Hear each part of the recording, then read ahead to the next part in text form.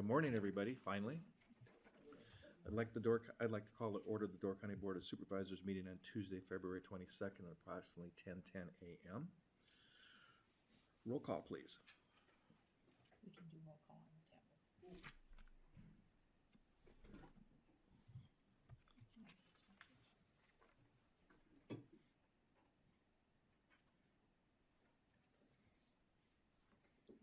right, we got 20 members present. Okay, we have 20 members present, one excused. We're going to move into a public hearing. The purpose of the public hearing is to obtain public input on the proposed amendment to the county's Comprehensive and Farmland Preservation Plan 2035 as proposed by the Resource Planning Committee and to be acted upon later today by the County Board of Supervisors. Mariah, would you like to do a presentation and overview of the proposed amendment?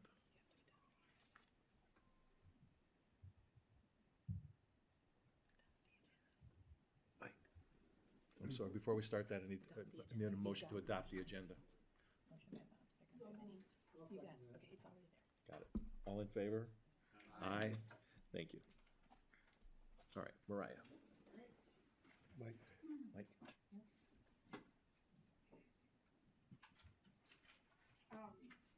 Good morning. So this is the first time that we've ever had to do an amendment to the comprehensive plan as opposed to just adopting a new comprehensive plan or an updated version, but the process is exactly the same. So we held a hearing at the Resource Planning Committee level about the request. They then passed a resolution in support of the request, which I'll get into detail in about a minute. And then that gets forwarded to you. And then by state statute, you also need to hold a public hearing. So this is that public hearing. In your packet, starting on page 155, is a memo that Becky put together that basically just kind of says what I did. And the request is on behalf of the town of Liberty Grove to expand what is called the core area boundary for Ellison Bay. The core areas have been designated in the comprehensive plan since the mid-1990s, and the basic idea is that they kind of include the downtowns, so like downtown Bailey's Harbor, downtown Jacksonport, Ellison Bay, Gills Rock, where we want development to be more intense and more dense and to kind of concentrate things and to have a wide mixture of uses in those core areas. The benefit to a property being in the core area is that some of the zoning rules are relaxed in the core areas, and that's what's prompting the request that's before you. So I believe the Greater Escarpment Organization and the Door County Historical Society approached the town of Liberty Grove asking for the core area boundary for Ellison Bay to be amended to include their two properties to give them more flexibility as they redevelop or potentially redevelop their properties. So that's kind of it in a nutshell, unless anybody has any questions. I know Bud Calms is here, so he can speak on behalf of the town. And then there's one other property owner in the back that's interested. Any questions? Okay. Thank you, Mariah. Before I open the hearing, the procedures for the conduct of the hearing are as follows. All persons wishing to speak will be limited to 5 minutes. A spokesperson representing a special interest group will be allotted 10 minutes for such presentation. Any unused time will not be afforded to succeeding speakers. Persons speaking in favor of the plan will speak first. Anyone speaking in opposition will be allotted the same time to provide their comments. A person or persons wishing to add a comment to an original statement will be limited to 2 additional minutes. Time allocation and subject matter allowed is left to the sole discretion of the chairperson without recourse. With that, I will open the public hearing. Is there anybody who wishes to speak in favor of the plan?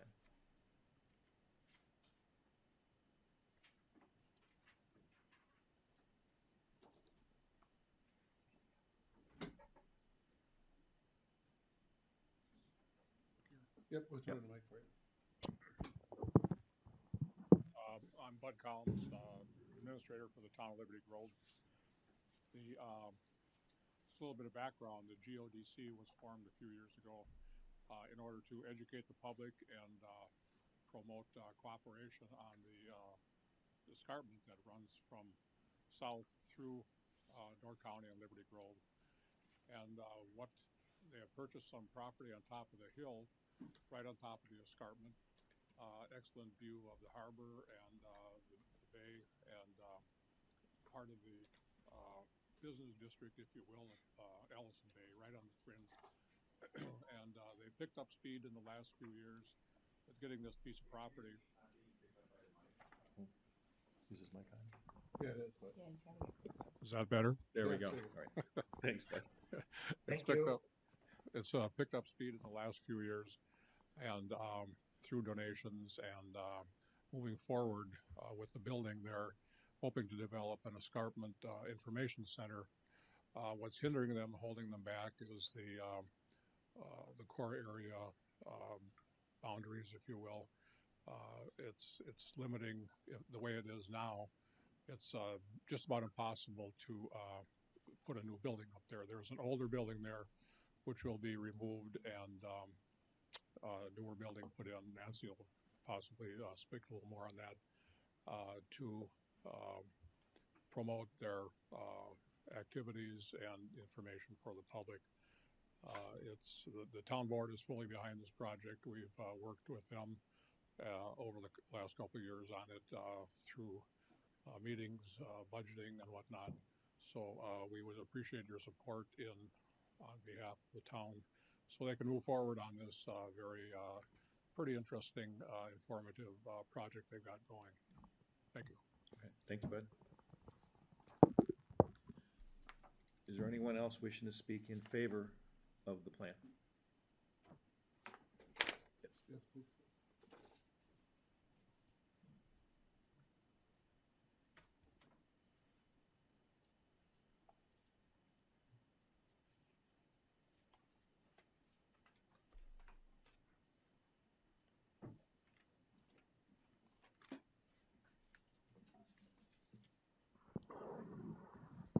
Good morning. Good morning.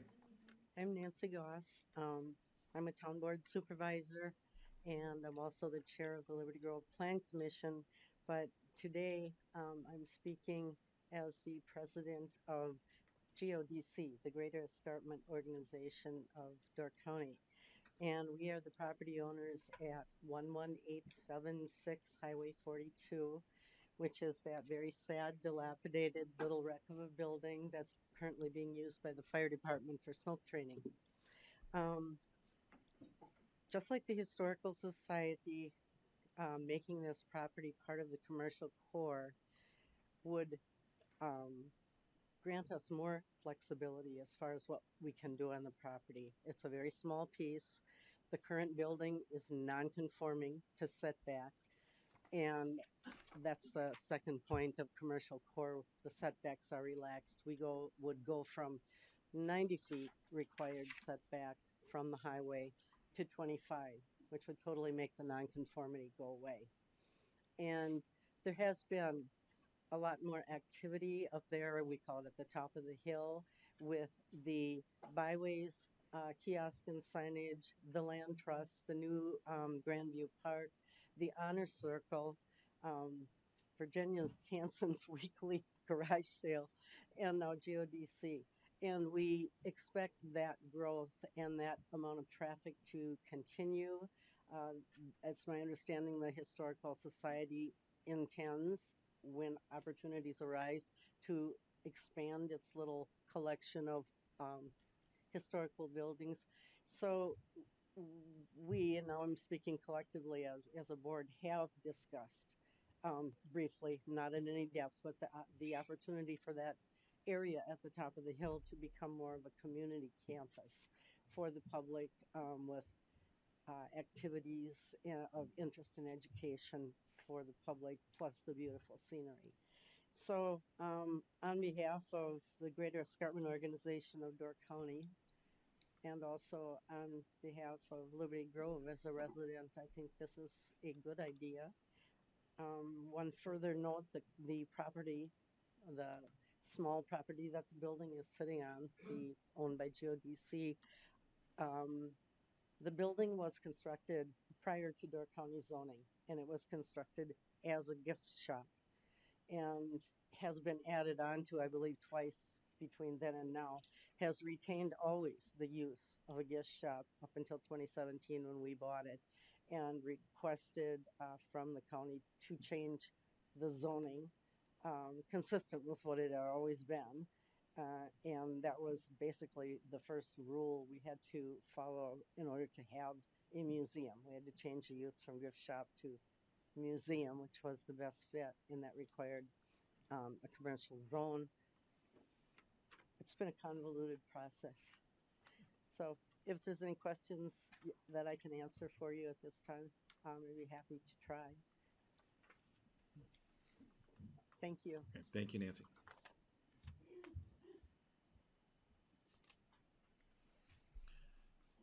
Is there anyone else wishing to speak in favor of the amendment? Anybody online? Okay. Is there anybody wishing to speak against the amendment?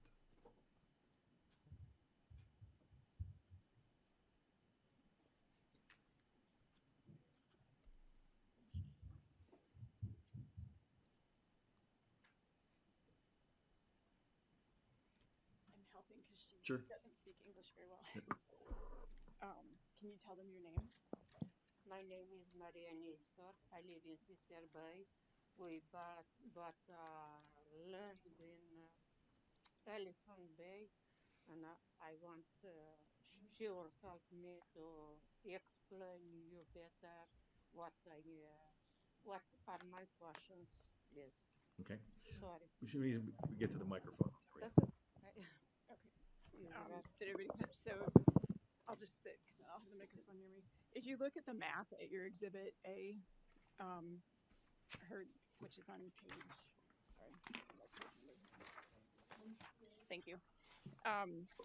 Her property is, if you go to the very tip of the Historical Society property triangle at the very bottom, hers is the parallelogram that is to the southeast of that property.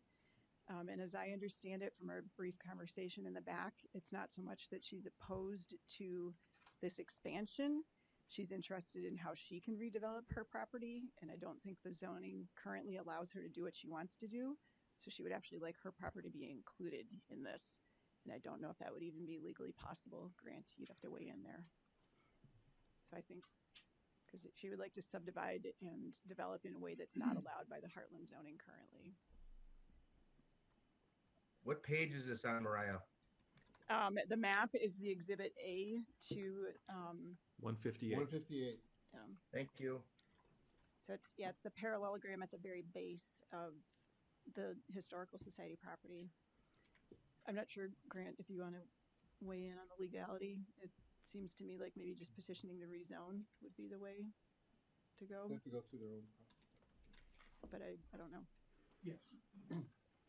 Yeah, you petitioning, if I understand correctly, petitioning to rezone would be the avenue to go Correct. to change the allowable uses. Just from my old days, it's not, I just know it's not permitted because was not part of the original petition, and you can't add additional properties in terms of rezone. So if they're interested in doing the rezone, they'd go through the same process and do an application and then do the same hearings and so forth. Right. If this were a rezoning, yeah, you guys have the ability to modify. I just did not know with a comprehensive plan whether you did or not, and I had previously tried to explain all this. But. Okay. Grant, I don't know if you heard, Grant is saying no, we can't change this, but she should come back and petition through a regular rezoning. Is that correct? Yeah, if I understand correctly, that would be the path to change the zoning of the property, just the traditional 5969 rezoning process. Okay. But the question, Grant, just to clarify, does the plan also then have to come back for an amendment because of the rezoning request? No. No, a simple 5969 rezoning request isn't a change to a comprehensive plan. Okay. Thank you. All right. Thank you. Can I ask Mariah a question? Sure. Mariah?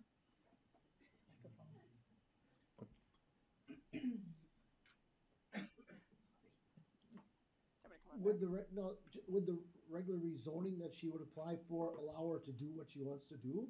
It would not match the comprehensive plan. Because from the conversation she and I had a couple months ago, she's talking about a commercial use, and I believe she's zoned Heartland.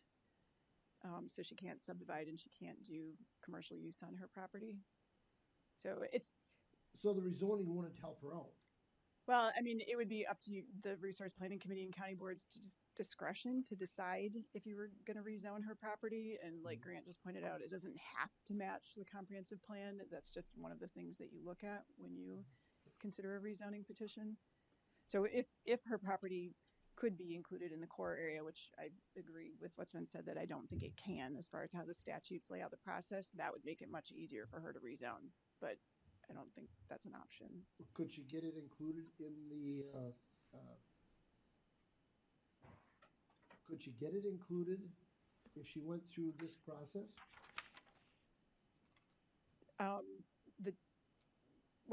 An individual can petition to amend the county plan, and she could petition to change that boundary. I think you'd want to, if somebody called me asking to do that, I would say that they pretty much would have to have the town support in order to do that, because it's the town's designation of that core area boundary as part of the development of the plan process. But in theory, yes. Yeah, I'm not saying for or against, because I don't know what she's planning, but to get her on the right path, there's no sense having her rezone it and then find out she can't do what she wants to do anyway. Oh, if she got it rezoned to commercial, then I think she could do what she wants to do. The question would be whether it's appropriate to rezone that property to commercial or not. And that would be up to you guys to determine in a resource planning committee hearing. And we could do that. Right. If she filed an application and went through the process and got the town recommendation, Okay. then they would come to you. Yep. All right, thank you. Yep. Thanks, Maria. Is there anyone else wishing to speak in opposition for the last time? Okay. With that, I will declare the hearing completed, since there are no other further public comments. A motion to adjourn would be in order. I'll make that motion, Mr. Chairman. Is there a second? Rodney, thank you. All in favor? Aye. Aye. Opposed? We are adjourned. Public hearing is adjourned. Take a little break because I have to reload an agenda. Okay. We're gonna have a brief break while the other agenda is loaded into this computer system.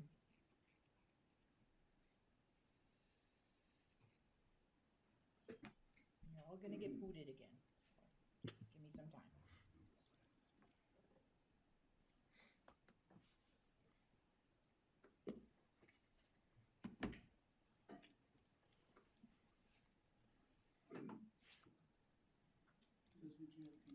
Yep, give me some time Yep. here. It'll be a few minutes.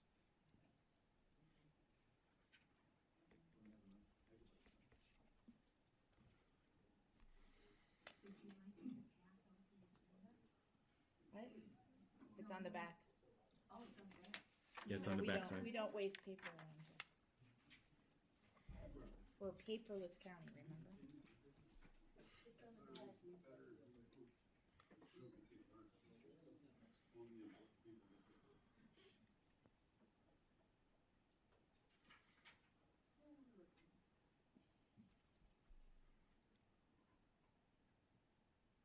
Okay, you should be able to start logging back in.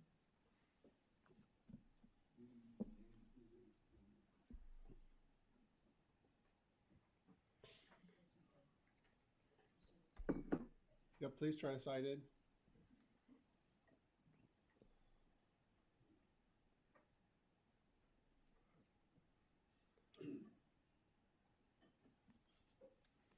All right, you got everybody, you can do your roll call. All set? Okay, we're all set. Moving right along. We will now call to order the Door County Board of Supervisors at approximately 10:30 a.m. Would you please join me for the Pledge of Allegiance to the flag? I pledge allegiance to the flag of the United States of America and to the republic for which it stands, one nation, under God, indivisible, with liberty and justice for all. Next, we need to do roll call again.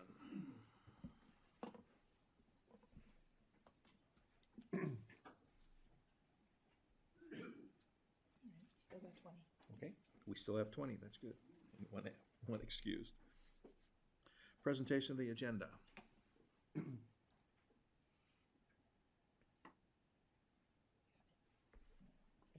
All in favor? Aye. Correspondence. There are 3 items of correspondence. I would like to particularly point out the letter from Sheriff Stenard, the appointment of the undersheriff, Chief Deputy McCarty. We wanted to recognize by the full county board that appointment has taken place, and that everybody reads the letter explaining what the appointment was. Okay. Public comment. Do we have anything for public comment? Sure, so for those that are online, if you, will give me sound? Sorry. So for those that are online, if you'd like to speak, there's 2 ways of doing that. For those that are, I guess, online, you can raise your hand and I can move you into the queue. For those that are dialed in, you can hit *9 and I can give you the floor as well. Again, you're limited to 3 minutes for your comment. So I'll ask 3 times for those who wish to speak. So for the first time, is there anyone who'd like to speak? Okay, we do have one individual on the phone. I will move you in. The last 2 digits are 13. You can speak. You have to unmute yourself. Good morning. Can you hear me? Yes. Thank you. Donald Fricks, 8305 Quarter Line Road, Fish Creek. Thank you for anybody who's read my correspondence today. I guess a request. I appreciate the master list of all the appointed and elected committee members at the end of today's agenda information packet, and I would ask that the county consider that all appointed officials to county boards, commissions, etc., that are listed in this master list are readily available and listed with contact information as a condition to serving on any county board or committee in this master list. So if you wish to continue in your whatever new appointments come up, I suppose the old people, the people that are already on boards are grandfathered in, but non-elected appointed officials should have their phone number, address, and minimal and name available for all county residents.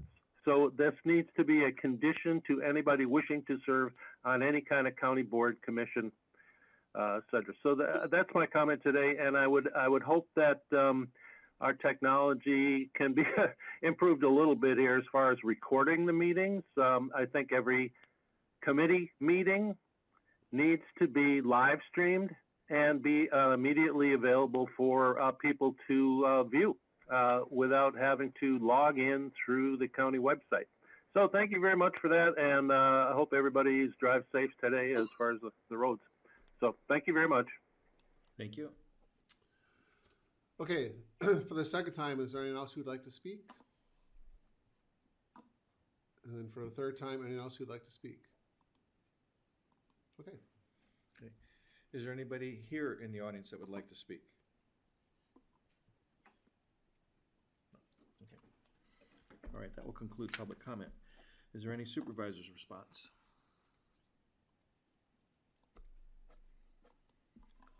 Item number 7, approval of the minutes of the January 25th, 2022 County Board meeting.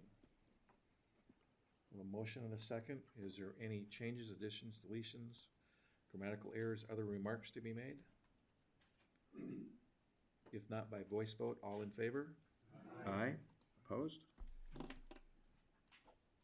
Item 9, County Administrator.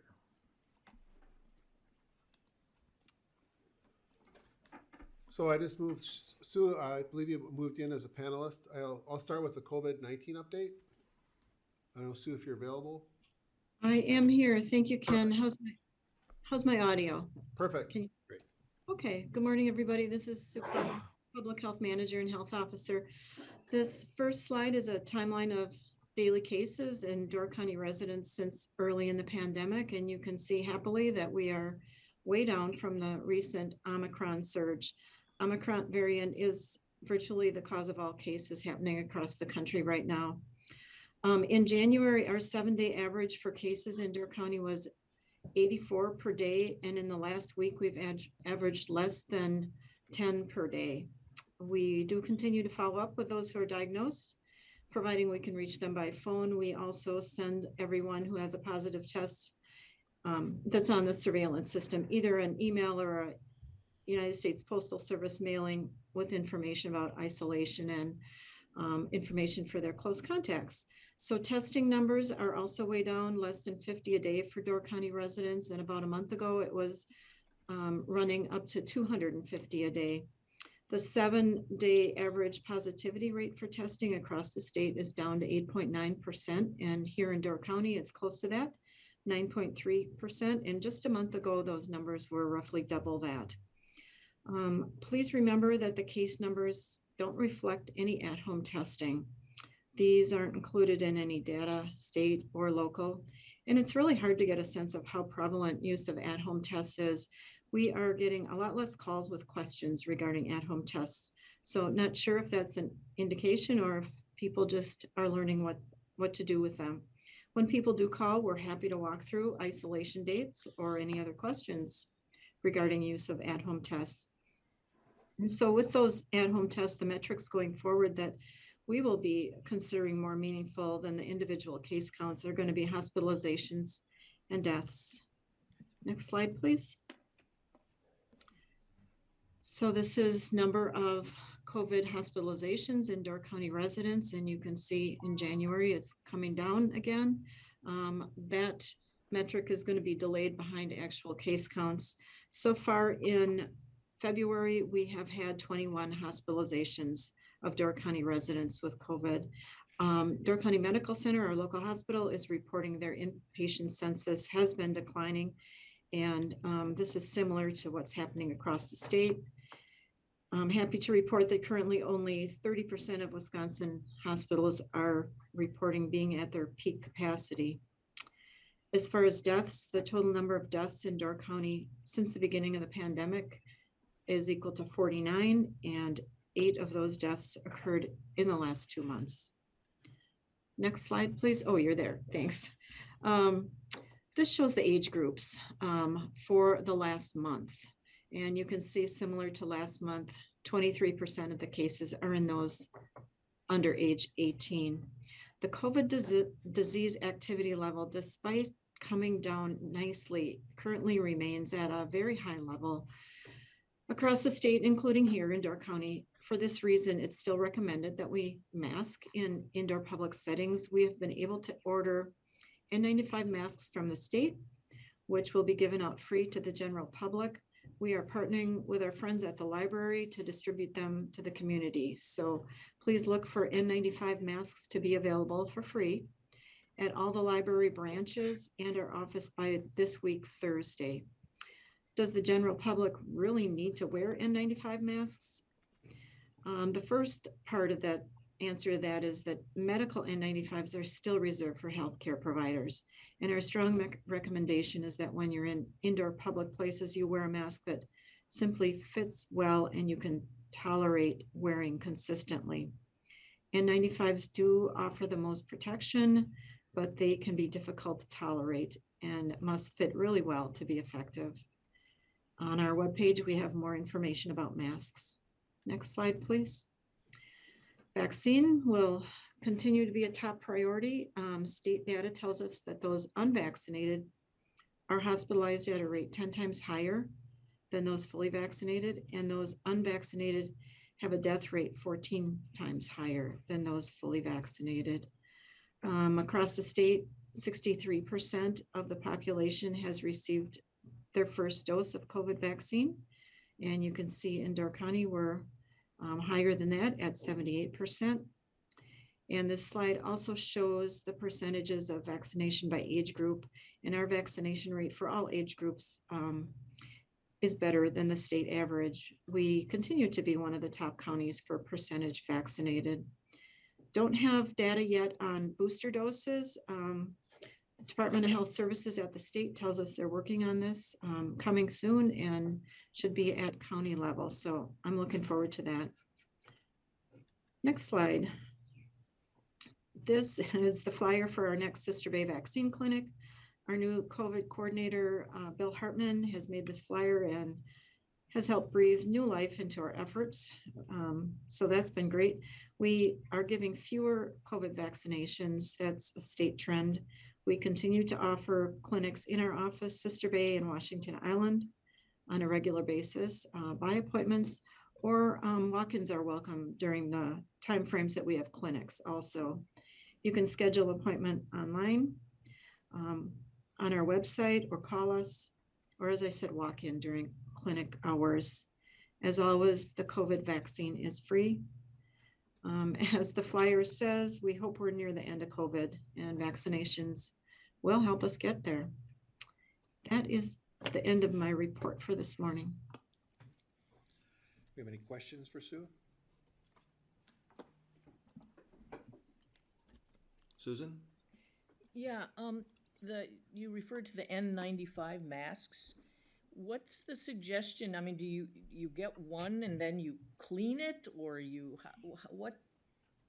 how do they work in that sense?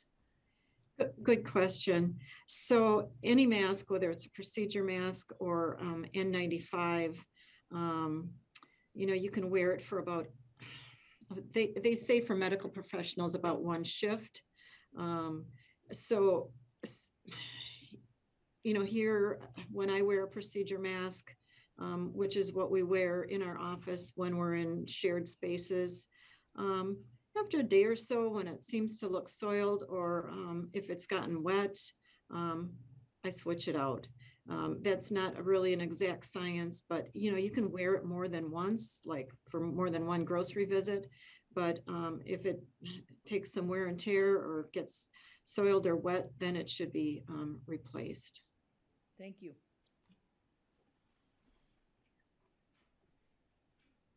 Anybody else? Rodney?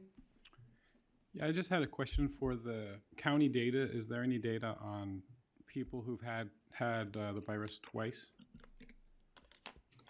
I do not have that, no. I think the only way I could get it is to look at every, case. The state doesn't help us with that. Okay.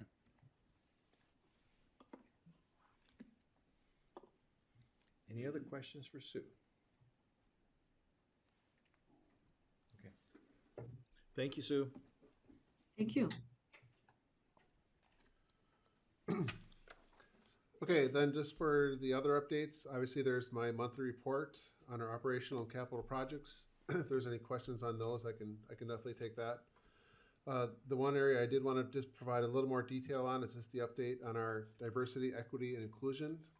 I just want to provide us a brief internal and external update.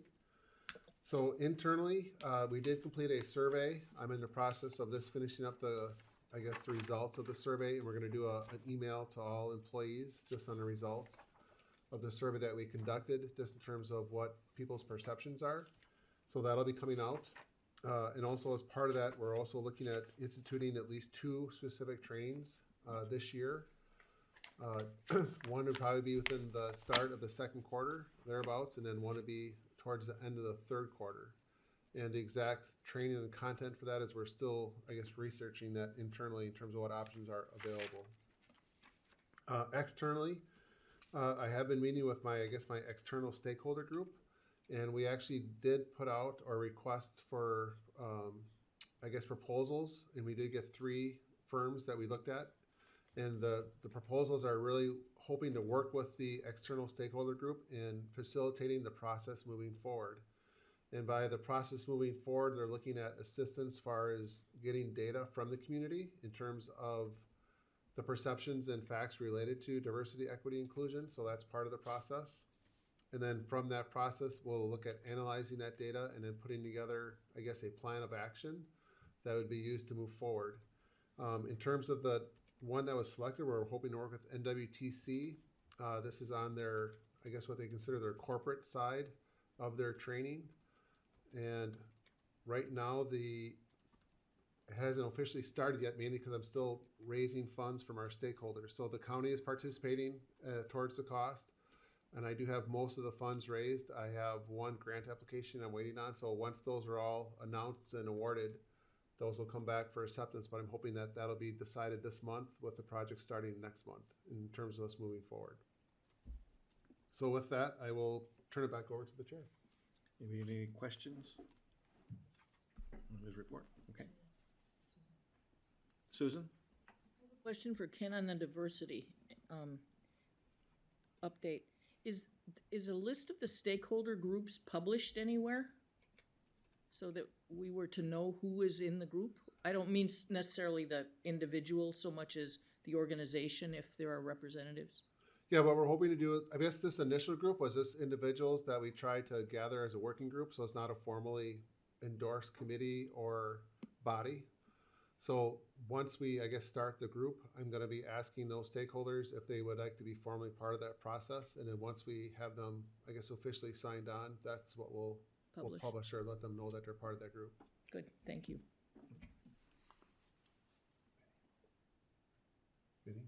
Vinny? Hi, thank you. As a part of that question, I'm wondering if you're considering adding that to the budget for next year as far as being an official committee. The word stakeholder, I understand in a voluntary position, but I feel like the action plan and the work that maybe these stakeholders are being asked to do is more along the lines of what a committee would do for the county. And I feel that as something like the advisory committee for the ADRC, this would be a committee where the committee members should be paid as our other advisory committees are. So I just wonder if that's part of the discussion or if it could be. Thank you. That will be part of the process in terms of them putting together the action plan and the recommendation in terms of would there be any type of committee or governing structure for that. But that'd be part of the study and what comes out of that process that we're working with NWTC on. Thank you. Anybody else? Okay. All right. Moving to pending business. Item 11, first resolution, 2022-09, recognition of Margaret Weir. Susan? Mr. Chair, I'd like to move that we pass resolution number 2022-09, recognition of Margaret Weir. Appropriate to read it now or wait? Yes, we have a motion and a second, yes. All right, to the Door County Board of Supervisors. Whereas Margaret Weir of Sturgeon Bay began her involvement with Door County history as a volunteer at the Door County Historical Museum in 1983, and whereas Margaret Weir has served in various creative and leadership roles at the Historical Museum, Door County Historical Society, and Door County Historical Resource Association for over 30 years, and whereas Margaret Weir has brought a unique energy, humor, and artistic vision to the practice of public history, inspiring a generation of practitioners and enriching the Door County historical landscape, and whereas the development of local history institutions is a demonstrable public good which contributes to the cultural richness and economic growth of Door County, now therefore be it resolved that the Door County Board of Supervisors, on behalf of all citizens of Door County, extends our sincere gratitude and appreciation for the contributions of Margaret Weir to the understanding and promotion of Door County history. And Mr. Chair, I'd like to ask if Dan Austed to speak a bit about Maggie's contributions. Okay, I was waiting. Okay, the mic's on. I was involved with Maggie when she first started as a part-time person at the museum, and she has taken the position and taken the museum and redefined it into a history of Door County. When she became the full-time curator, the curators before her didn't do the job that she really has done, and it was through her artwork, which an example on the wall of her artwork is right here. But she got rid of a lot of stuff in the museum that weren't part of Door County. There were artillery shells from World War II some were live, and there was a lot of Nazi and Japanese flags and etc. She got rid of all that stuff. There was a lot of Seminole Indian relics from Florida and a lot of seashells from Florida, and she redefined what the museum is today. The one thing that always struck me is that when I was a kid, you go in the museum, there was a human skeleton there in a box laid out, and Maggie got that taken care of correctly. And I think the best tribute to her is that at one time, one of the papers, I think it was the Chicago Tribune, declared that this museum was the finest small museum in the Midwest. So there's a plaque down at the museum showing that. And her artwork is just unbelievable. Everything that's described in the museum is all through her artwork and her printing correctly. So she really has turned that museum into a real Door County historical museum, other than a gathering of artifacts of antiques. So. Thank you, Dan. Anybody else? Okay. By voice vote, all in favor? Aye. Aye. Thank you. Resolution 2022-10, District Attorney's Office transfer non-budgeted funds, expenses of state witnesses in a pending criminal case. David Engelbert. Yes, I'd like to make a motion to approve Resolution 2022-10. That has to do with the district attorney's request for funding to, for the anticipated expenses for a pending criminal case, which will be coming up. The Finance Committee approved the transfer of up to $20,000 from the Door County contingency to the DA budget to help cover those costs of anticipated travel, lodging, and meals for the people called for the trial. Okay, thank you. Any questions?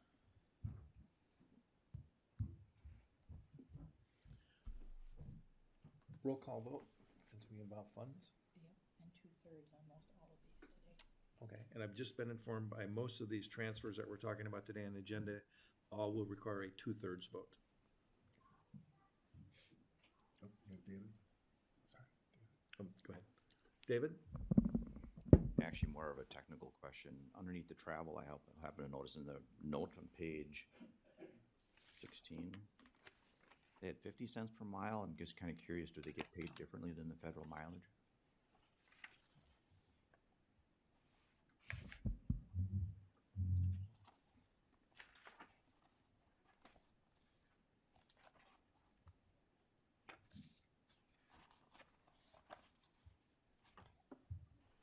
Looking for some kind of an answer. Right, this year it's 58.5.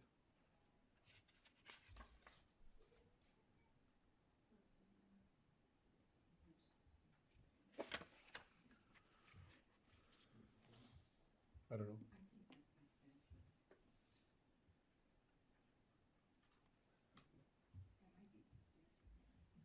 Grant, any idea? My guess is that this is controlled by statute, and the statute just hasn't caught up with the IRS rate yet. That's what I'm thinking too. And even like for, like jury duty and everything else, I mean, you only need to pay the jurors $8 or something like that, or 16, and the statute hasn't really caught up to the real life. Okay. All right, thank you. You ready? Yeah, turn off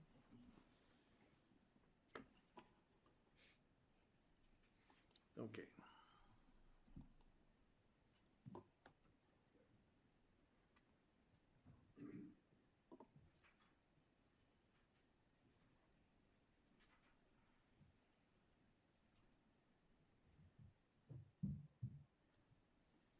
Bob, Alexis? And Dale.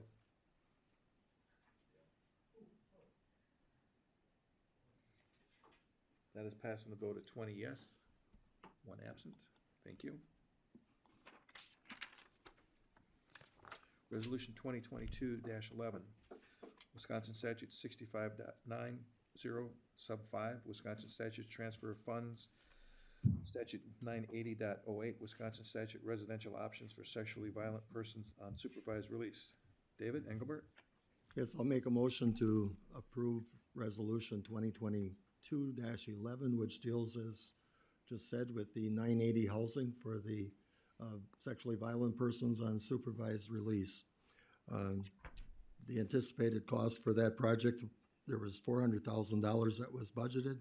The anticipated costs are approximately $35,000 above that, and we recommend taking, the Finance Committee recommends taking $35,000 from the CIP reserve from the John Miles Park entrance gate and placing it to cover that housing cost. Questions? Bob? Thank you, Mr. Chairman. Yeah, just a question about John Miles Park. Being that the funds are being taken from that, does that put improvements at the park in jeopardy, or does that just mean we'll fund that later at another time? Any answers are appreciated. Thanks. The anticipated use for that money was, again, for the entrance at John Miles Park, was to redo the entry. When working with the Fair Board and also the committee itself, that project, I guess, was put on the back burner. And it's really kind of determine what the future needs are and priorities. So from that standpoint, it could come back as a project, but for right now, was not considered a priority for funding. So that's why we're recommending the funds from there. Thank you. Anybody else? We will go to the voter board.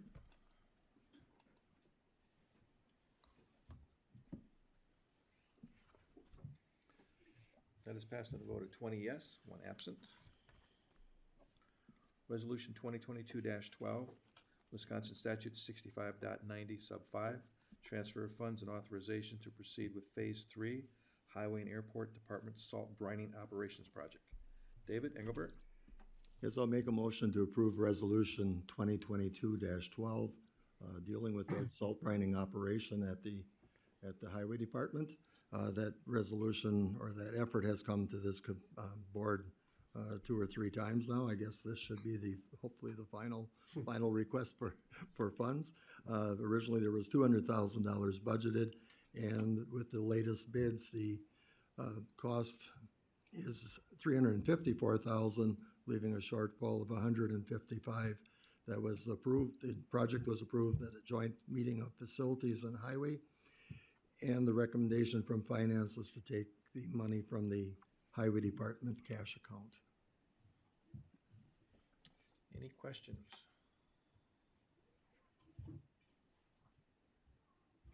All right, no questions. We'll move to the voter board.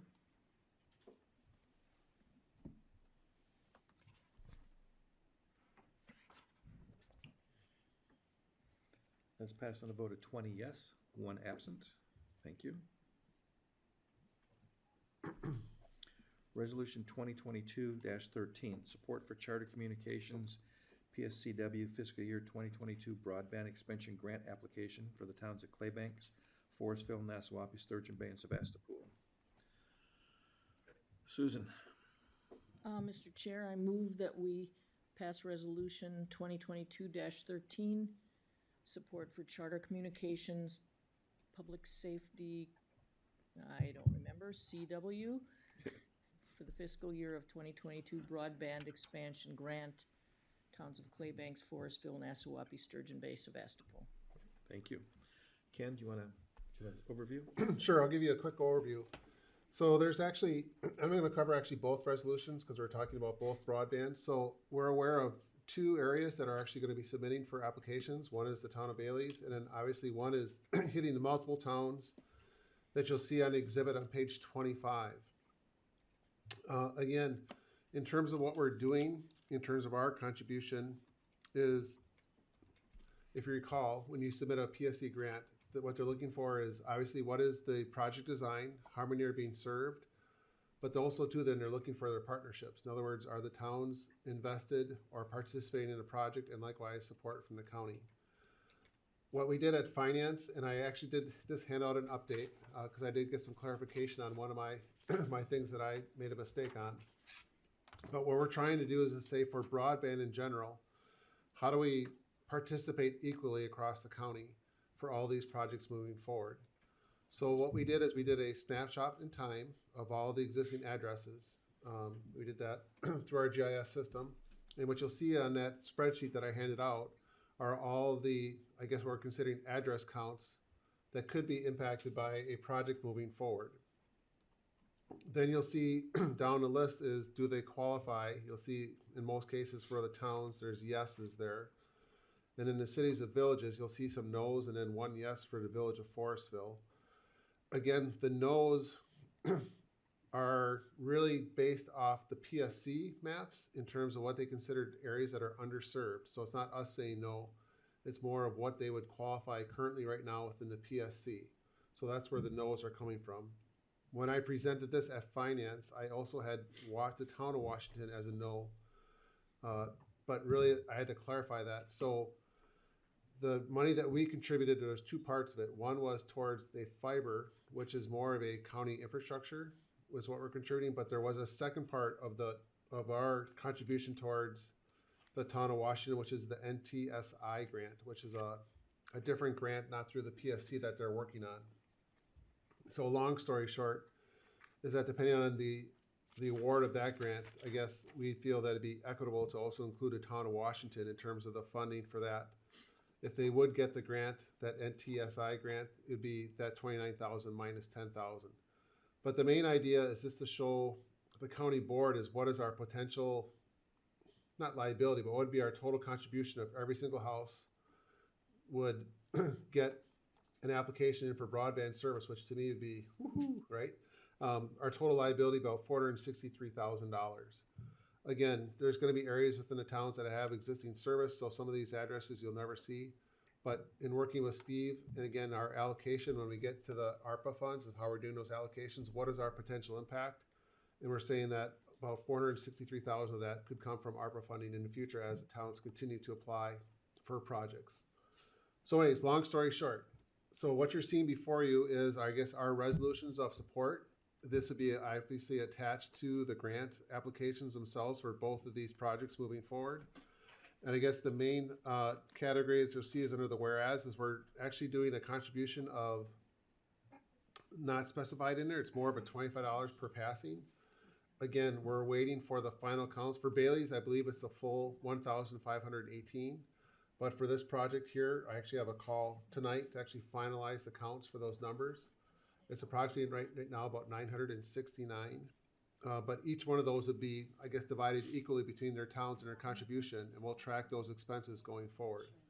But that's what is before you today is all support for those two resolutions for these two projects moving forward. And Ken, this is just for the first round of the grant applications. There's more grant proceeds and applications that'll come in the future. Correct. So, yeah, thank you for that. So right now, what we're talking about, there's a deadline of March 17th for the first set of PSC grants for this year. There'll probably be another big set of grants, or I'm sorry, not a big set. There's another grant that's supposed to be up in October, and then again, the same cycle next year. So the towns that are ready, we have two projects that are moving forward. We'll go for this one, but there'll probably be more opportunities going forward for the towns to participate. Any questions? Ken? Dave, Enigo? Yes, for both resolutions, so starting on page 24, as you know, we have a public-private relationship with Cellcom for tower use and that stuff for emergency services. Define the public-private partnership between Charter Communications and Door County for me. What's the partnership? Like Cellcom, we have a partnership with tower sharing of uses of resources and stuff like that. Is it just the $25 or is it? Correct. Okay. Yeah, and for Charter, there's not going to be a formal agreement on the fiber that's being installed. In other words, that asset would be owned by, Charter. With some of the other projects, there'll be a different type of agreement depending on the ISP. So the partnerships will be different with each ISP. So we kind of left it more general in nature in terms of, yes, we're working together as partners applying for this project and having support from both the towns, the ISP, and also the county.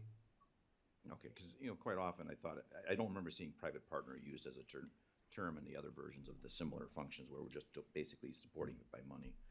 And down in the note on the proposed the sheet you handed out this morning, down at the bottom in the notes, the project is for fiber to the premise. Does that mean fiber through the entire system? Some of the municipalities I work when they actually run coax between RJ11 as a trunk line, and then they tap off with the fiber. What is this intended to be, that they understand it's fiber through the entire system? I guess I'm not quite sure. What they're proposing to do on at least for the charter, and also for my understanding in the town of Bailey's, that's all fiber. Now, I'm not sure how they're getting to, if they're connecting off their existing cable network, then going to fiber from that standpoint, that I'm not sure if there's a conversion point at some there, but I don't know, or if they're extending the fiber to those locations and doing that. I guess I don't know that, David. Yeah, so. I've got some parts of some of my municipalities where it's actually the cable system upgraded to a fiber drop to the individual premises. Capability's still there, but, Yep. okay.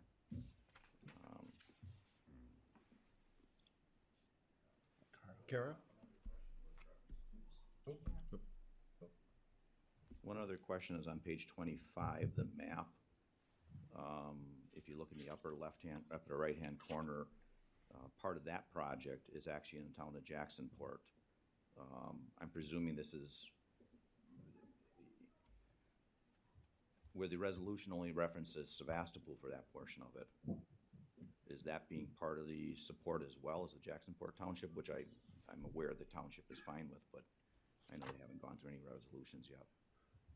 Actually, you're correct. That should also include Jacksonport. And we will make that correction to that.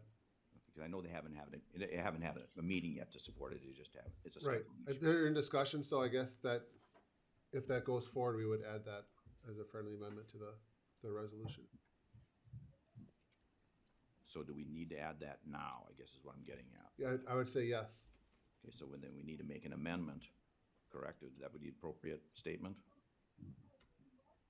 Yes, Dave. Okay.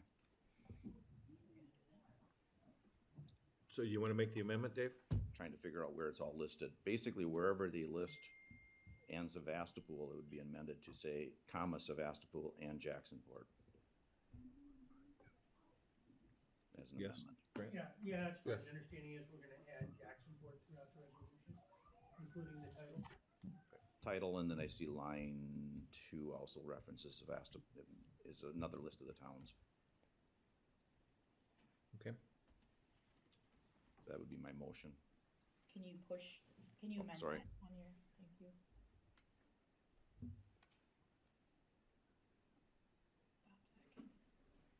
Okay, so we have a motion and a second on the agenda, on the amendment.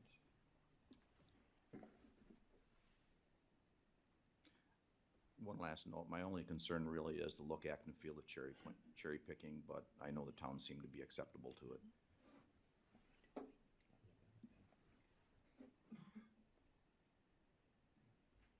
Are you all set?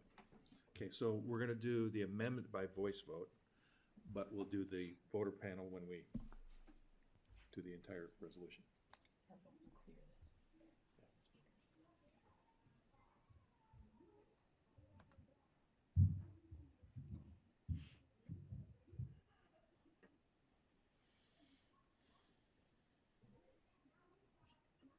Okay, so by voice vote, all in favor of the amendment to add Jacksonport to the resolution, signify by saying aye. Aye. Aye. Opposed? Okay, that's carried. Now we'll go back to the individuals who wanted to make a comment or ask a question. Would you please re-push your speaker button? I think Kara was number one. Kara? Yeah, I can't push it. Just speaking to the handout, what's the process that the towns have to go through to participate? And like, do we have constant communication with the town leaders? And then is there any info on the level of participation with these towns on the sheet? So when the study was completed, we actually conducted 2 sessions that were, one was specifically targeted at all the towns for their participation, and then we also did one for the public. Then also after that, we sent out a correspondence offering to attend any town meeting. In essence, I would go to the town and also provide a presentation if I needed to. But in this case, we've had all the towns for this project actually on a conference call with Charter to discuss the project. And I know with the town of Bailey's, I'm working with their body in terms of their committee on their project. And I do know that other towns have been approached or have asked me for information, which we have provided. So everything's kind of picking up momentum, and we're hoping that, I'm hoping we can get a coordinator on board to help with that workflow. So You've gone, has anybody had you go to the meetings or the No. meetings? No? No. Susan? So when you look at the map, the town of Sturgeon Bay has a section as proposed here in its southern ward. Not all of the southern ward, and I'm assuming that the part that is in white is the part that already has charter. So my question is, and this is, I've been asked by people, why didn't charter propose the whole township would include the northern ward across the canal? And I'm wondering whether, number one, it's a matter of scale, that you do a chunk, you don't want to do too big a project initially, or maybe the grants are limited in size. Because I'm assuming the assumption is they would come back and with another proposal at some point for the rest, since they're also, for Sebastopol and the others, they're not doing the whole township. Do you have thoughts on that? Yeah, so there's been several questions on that, and it's going to be part of the discussion tonight. Some people have called it cherry picking. I guess I would not foresee it that way, but it's also for the towns to go in with their eyes wide open. Because yes, in this case, they're expanding off their existing network. This was considered from their perspective a pilot, and it's kind of grown just based off the discussions with the towns, which they've been open to allow it to grow based off the input from the towns. But again, I think it's also clear that the towns need to understand is that as they do the larger areas, obviously you can see like in that southern portion, the portion that remains unserved, or if there's Already pockets, that makes it very difficult for another ISP to come in to, I guess, fill in that gap. So I think it's important for the towns when they're discussing it, for example, with whoever that ISP is to make sure that there is capacity or some type of way to at least have a discussion to plan to serve the rest of it. So I think that's definitely part of the discussion, so that's a very good question. And is there a limit on the size of the PSC grants? I don't know if there's a cap on the upper end. Okay. I think it's more of a cap in terms of what capacities these ISPs have. So. Thank you. Bob? Thank you, Mr. Chairman. A question for the administrator. Are there any municipalities in the county that aren't carrying the ball yet? And is there anybody that isn't moving forward, or is everybody moving forward at some level? It's my understanding that every community is moving forward, but just at different paces. So I know several have now formed either they have signed their plan commission or they're making their own committees, but they're all in one form or fashion moving forward. Okay, thank you. And then just looking at the numbers, we've got a $25, I guess amount per address per municipality. And then we look at the map and we say, well, the municipality isn't fully being served yet, and hoping those gaps will get filled in. Like, how are we going to distribute the money? Will we be distributing the money, like, if just for example, like if you're looking at the maps we're looking at here, we're just talking about south of Sturgeon Bay, those townships, are they just going to get the amount of money based on the number of addresses that they serve? Correct. And then if they serve it at another time, then we'll give them the $25 then? Yep. Okay. So we're doing this, we're trying to do it based off performance. So for each one of those little areas, we have an actual address count that they're proposing to serve. So we'll give them only the money towards that, with hopefully the hope that they'll come back and we'll provide the funding for the rest of those homes when they address those. Thank you for that clarification. Morgan? Just regarding the $25 number, what proportion of that is to the full address, like the full cost? Sorry, the full cost of the address. Oh gosh, it all depends on the project and location. Mm-hmm. So in some of those cases, it can be as high as $1,000 an address served. In some areas, they've done some calculations where it could be as low as about $600. And actually, in the study, there's actually some areas where it's up to $10,000 an address served. So it all depends on the location, the run, and all that. But again, it's considered a installation of utility. So they divide it up for like a per address run. But yeah, it can be very expensive. I know in the study itself, they said Door County was actually, I guess, good because our average is about $6,000 per address in terms of our cost on an average. And they said they've seen other communities closer to 11 to 13,000 per address. So expensive, Yeah. definitely. No, thank you. Alexis? Thank you, Mr. Chair. I just wanted to build off of Bob's question too. I had my question first, but in the fiscal impact on these resolutions, I think it, well, I don't, it's not that we're providing the $43,950 to each project. So because I think these resolutions get submitted with grant packages. So for a granting agency that's reviewing this, they may look at that and think that we're going to be providing that to each of these projects. So I think that needs to be clarified on the per project basis, or for each resolution, I should say. Does that make sense?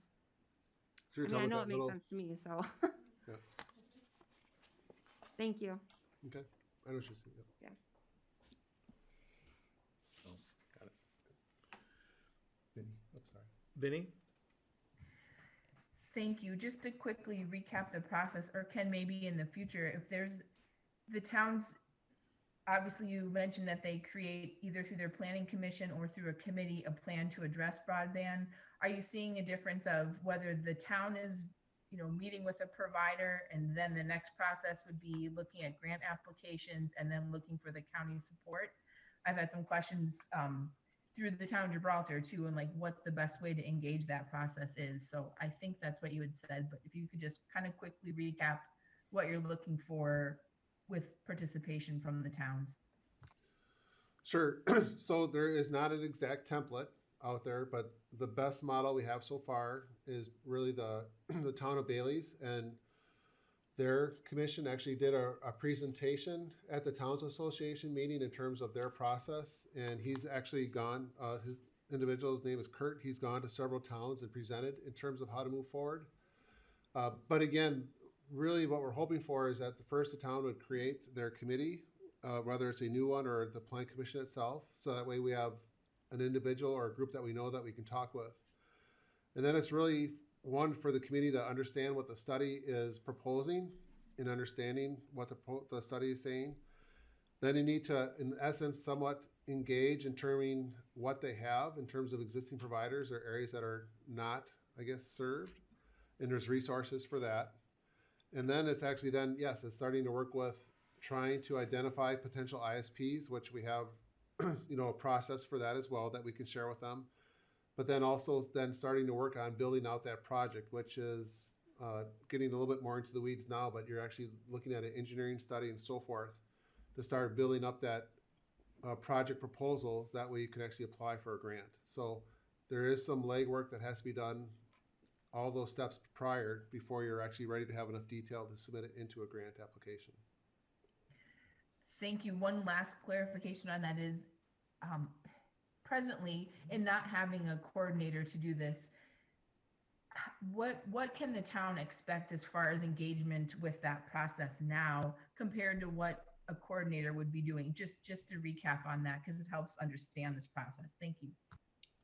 So for right now, again, we've offered to every town. So if there is questions or if they have items, they've been calling me. I've been trying to either give them the answers or provide the resources to find those correct answers. Also, again, Kurt has been very helpful just because he's very passionate in providing assistance. So he's also gone to individual towns to provide presentations or assistance. So that is there.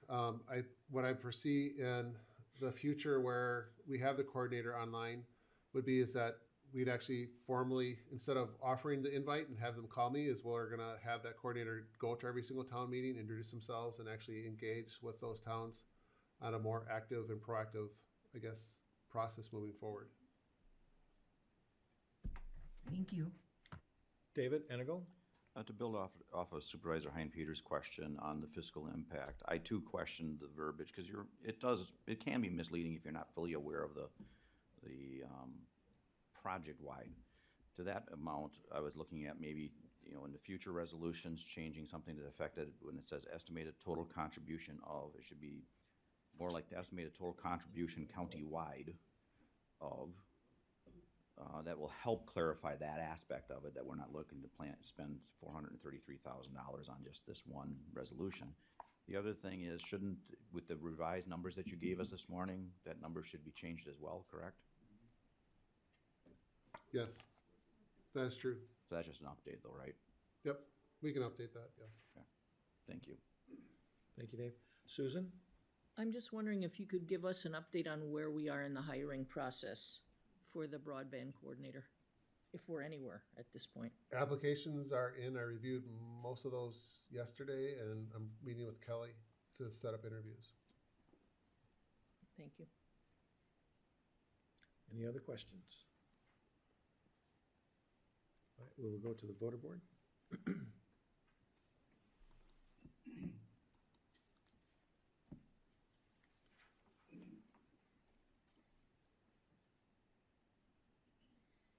That's passed on a vote of 20 yes, 1 absent.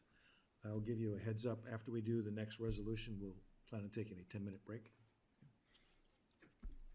Resolution 2022-14, support for Insight Teleservices LLC PSCW fiscal year 2022 broadband expansion grant application for the town of Bailey's Harbor. This is the same, okay? Any questions?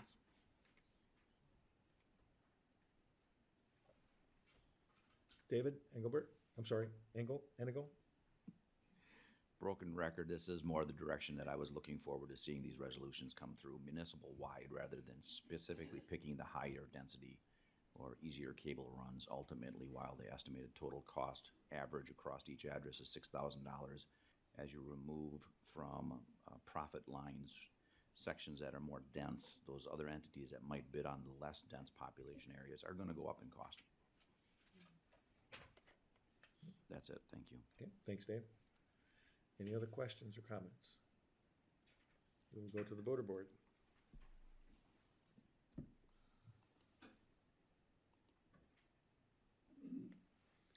Has passed by 20 yes, 1 absent. Thank you. We will take a 10-minute recess.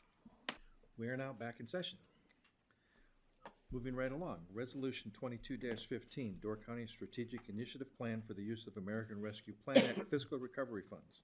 David Engelbert? Yes, I'll make a motion to approve Resolution 2022-15, dealing with the plan for the recovery funds that the county will be obtaining. I guess when you want some explanation, I'll defer to Ken to give some explanation there, and then if I could, I'd add to it before we go in. Ken? Sure. So one of the things that we worked on was our discussion at the last meeting in terms of how we should use the funds. And one of the things that became apparent is that there's still a lot of different ideas that are circulating in terms of potential uses for those dollars.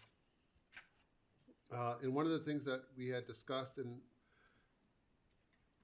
it is actually some of the things that I also picked up through WCA and also talking with other counties, is really trying to make sure that we focus on our core priorities and try to think about our core.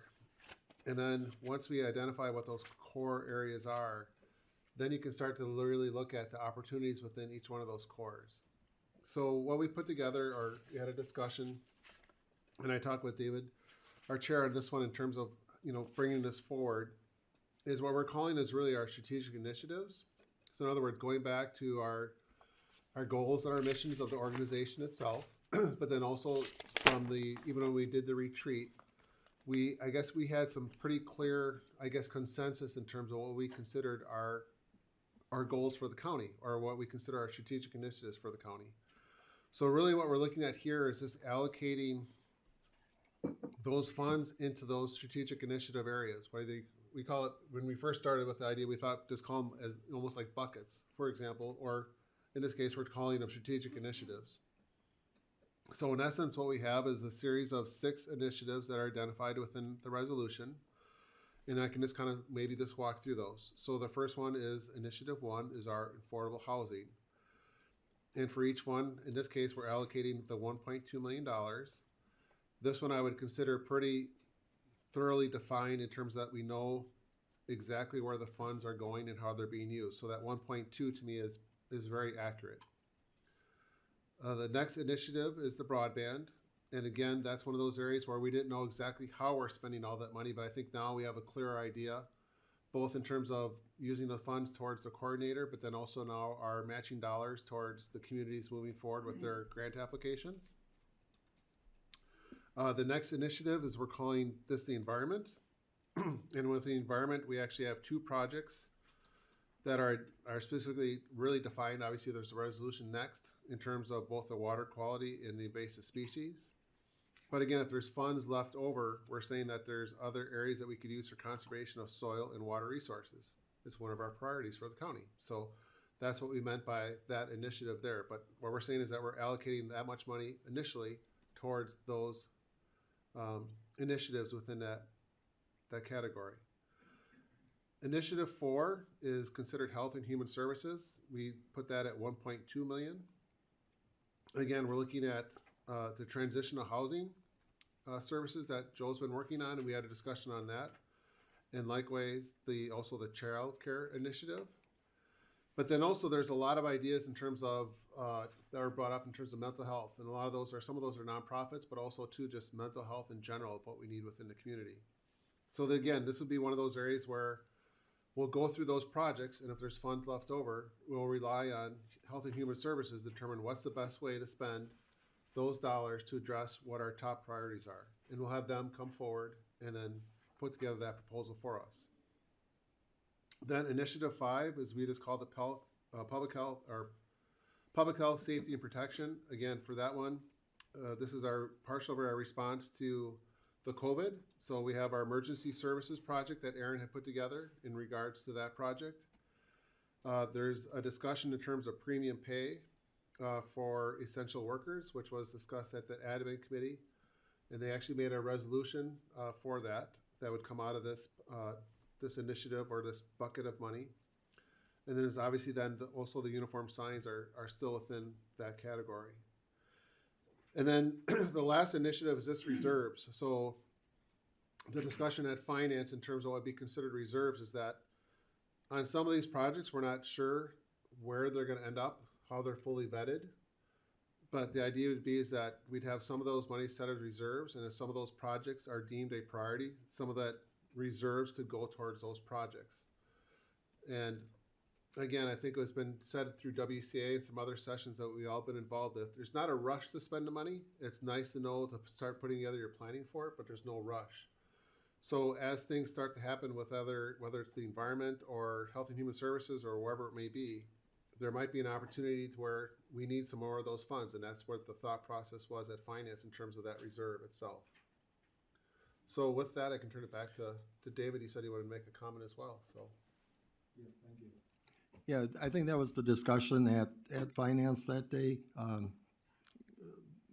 Ken and Dave had put together a proposal that had some higher amounts without any sort of, say, reserve.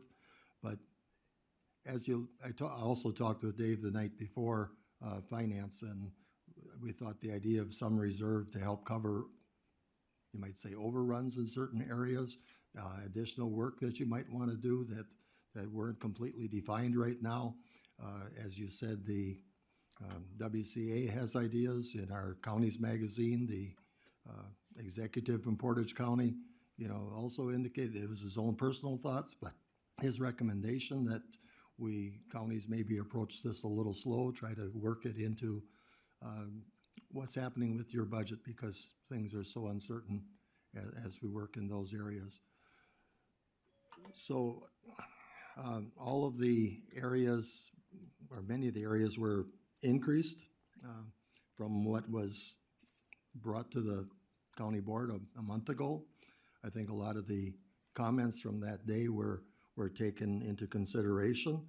So there were increases in the environmental area. There were increases in health and human services, and there was actually a substantial decrease to like the signage in the public health area. That was reduced from 800,000, one time it was $1 million, then it was 800, and now down to approximately 4. So I think we financed did a pretty good job of coming up with a plan, and even in the area of, as an example too, is in the area of health and human services for the sober living facility. Joe Krebsbach mentioned that meeting that the building he was initially looking at, now he's looking at another one that was maybe 200,000 more. I mean, none of those are defined yet, and so that's the thing that we at finance thought we needed to try to address with a reserve. The other thing that I would like to mention is in the discussion that we had also was by doing it this way and put it into these different buckets or allocations, if you will, it actually ends up going back down to the departments and the oversight committees. So as things come up, if things change, it's being vetted at the oversight committee, ultimately come back to finance and finally the board. So by doing it this way, they're going to be looked at, all the projects will actually be looked at a little bit closer than if we did them just at the board level. And when things change, as you said, if things change in the allocation amounts, that will be justified and come back up through the oversight committees and back to finance. Discussion as we're looking at broadband, that's kind of a defined amount, but you can see the questions that come up. Is this covered? Is that working the same with every municipality, every town? And right. Okay, questions. Vinny? Thank you. I appreciate the work that the Finance Committee has done to organize this into the resolution. The question that I have is, in seeing the points, under each bucket of money, as was described, the A, B, C in some buckets, I'm wondering if what the thoughts from the Finance Committee would be to add a section in all of those that's other, that gives the flexibility to go beyond what's listed here as a need may come up in those buckets, in addition to what's in the reserve. Just for an example, like C under Initiative 5, uniform signs, we really haven't had a presentation on that, but it's listed specifically. So I guess I'm wondering what was the intent of the Finance Committee with listing certain things specifically, as well as there being flexibility, as you're saying, with these dollar amounts. Another example would be under environmental conservation of soil and water resources.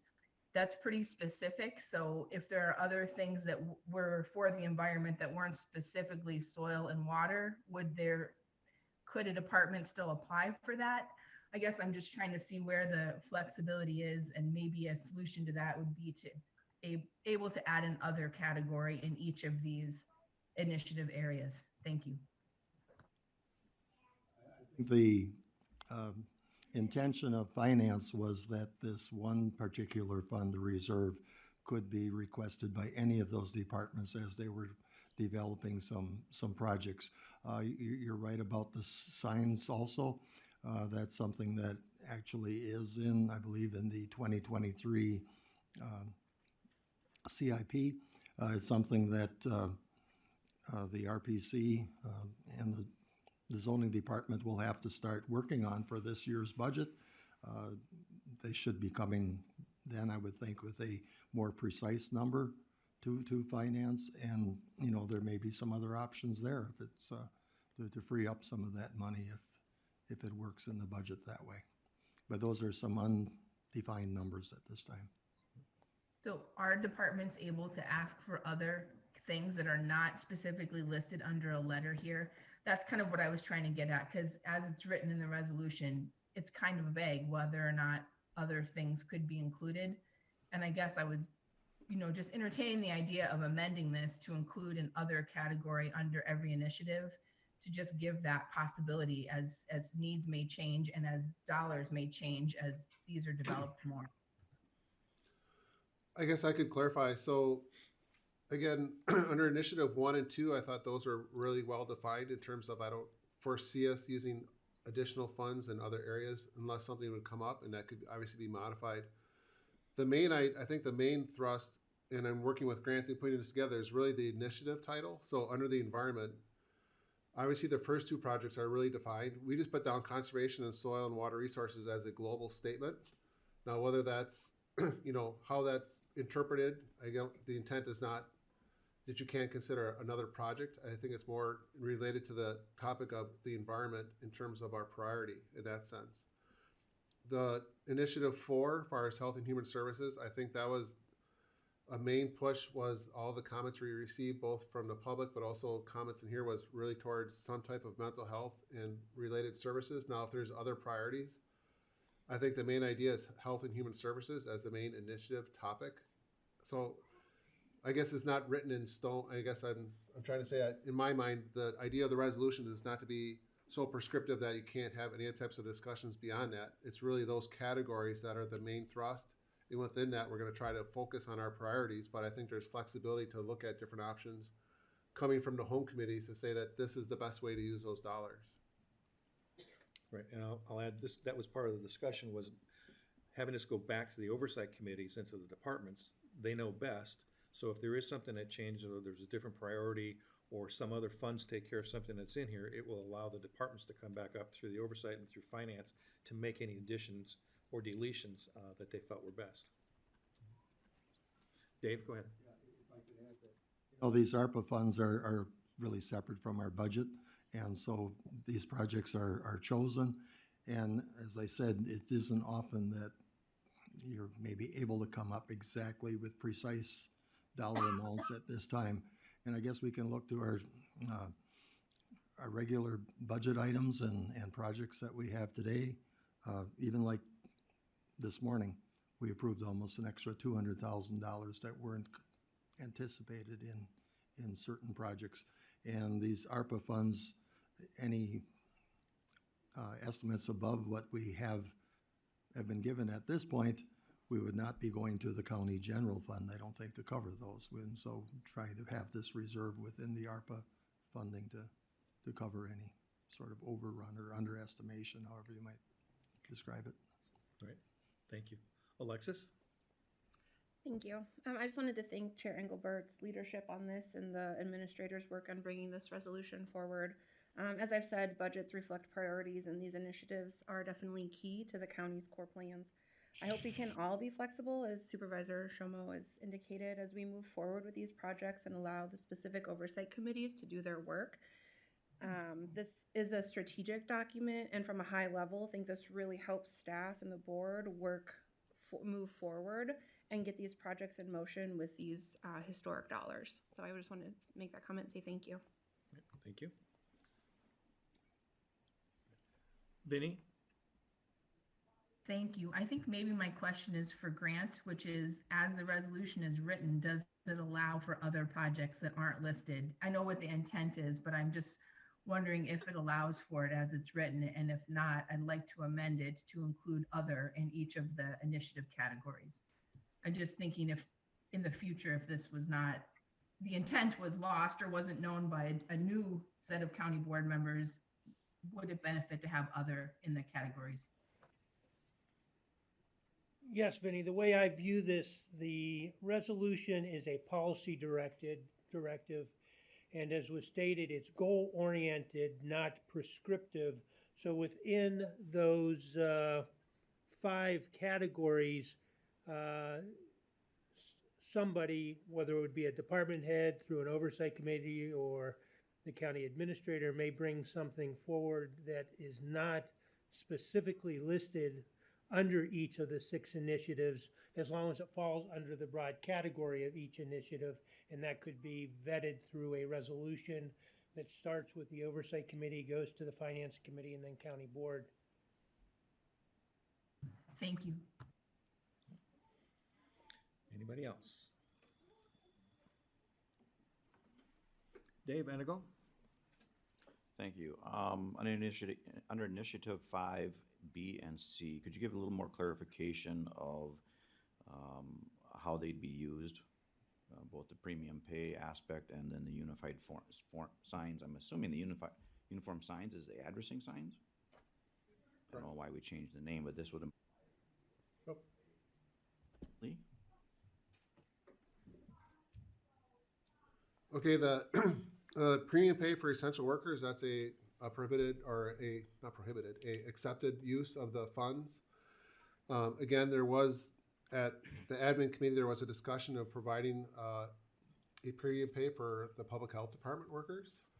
It was discussed then further at admin that it should be applied for, I guess, all county employees. So there was a motion made to provide, I guess, I could consider it a premium for 1 year for all employees. That was made, and that would have to go back. It's going to go through admin. Should this be approved this way, and that'd come back forward for approval? But that'd be the, I guess, the application of the premium pay, and that could be discussed at that time. And again, the uniform sign, yes, those are the address signs.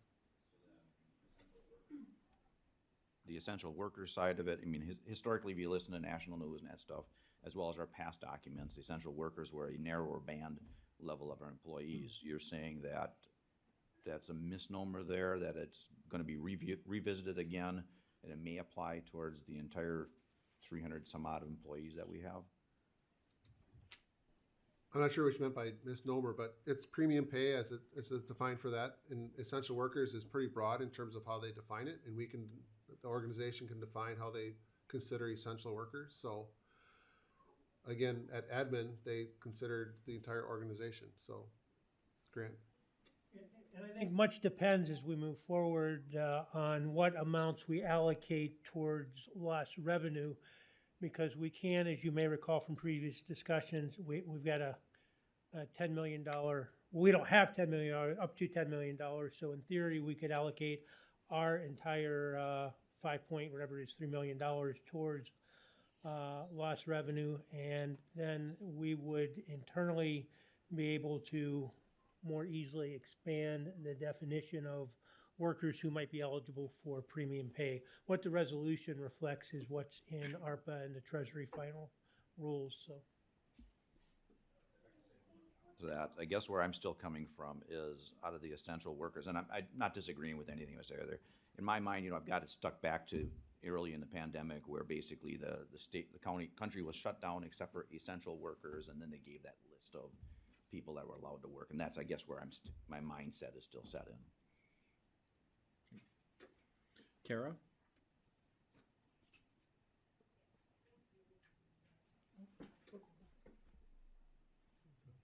There we go. Here we go. Okay.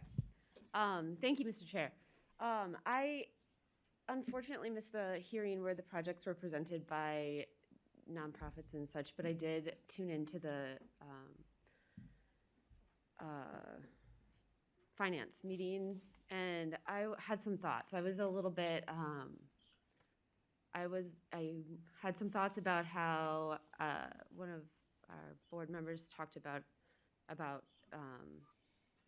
nonprofits versus some of the money that we're giving to developers and corporations that I see in a lot of these initiatives. And I feel like it's really funny that we inherently trust corporations more than we trust the projects that the nonprofits need. And specifically, I'm looking at Initiative 1 on affordable housing. And obviously in broadband, we're trusting corporations as well. But in the project development, I just listened to a podcast about affordable housing, and it seems like the vast majority of our housing is in the hands of multi-billion-dollar corporations.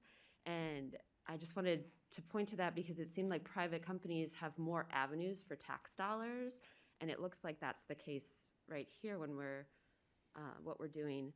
And I just feel like that doesn't lead to like responsible stewardship, because corporations and shell companies and wealthy developers are just responsible for their profits, not necessarily responsible for the constituents and the actual people that need housing. And I think that that's one of the problems, is the consolidation of large shares of rental properties, and it almost seems like we're just adding to the problems instead of helping. Thank you. Grant, will you touch on the not-for-profit issue? Yeah, briefly, and this was, I think, discussed at the Finance Committee a little bit, but the way that we need to approach the nonprofits is to, the way we've been looking at it is sort of different, and I think sort of the cart got ahead of the horse. What we need to do is identify needs and eligible uses of funds, and then design a program that is designed to meet those needs and to expend those funds.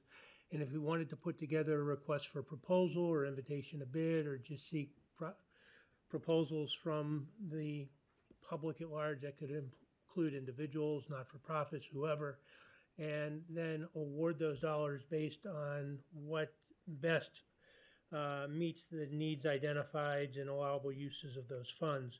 What we aren't allowed to do, certainly not under ARPA, and in my opinion, if we take the money in and expend the funds through our ordinary means, Chapter 59, what counties are allowed and not allowed to do is contribute funds towards purely the operational cost of nonprofits or even, and that's sort of in this no more corporations or companies in general, if that makes sense. So can I make a clarifying question? Yes. So under this proposal, Health and Human Services gets the $1.2 million. If Health and Human Services determines that there is a local not-for-profit that can provide the service that they're looking for, or that they can contract with, they could use the funds to do that, to give those funds to the local not-for-profit to provide that service. Yes, But they could not just turn around and say, well, here's $35,000 towards your operation. correct. Okay. Does that help, Kara? Asking for. I was assuming it was the project-based thing. You know what I mean? Like all of the other things are in projects. Thank you. Bob? Thank you, Mr. Chairman, and thank you for those clarifications. I'm not quite as comfortable with this as I want to be. I do find it kind of ironic that, and I believe that forming a reserve fund is good. I find it ironic that the reserve money came from the environmental bucket and the Health and Human Services bucket when we're dealing with monies that are coming to us from a pandemic that have most to do with Health and Human Services and the environment. So I find that ironic. That being said, I wholeheartedly agree with Supervisor Shomo, and I guess maybe I just need to hear it again, but I would like to see an other category, and maybe what I'm looking for is a letter D under environmental. I think we are, really stand to gain from some sustainability initiatives, possibly looking at a sustainability coordinator, a short-term position that could really help us move our physical plant towards carbon neutral or carbon negative. We spend a lot of money every year heating and lighting our buildings.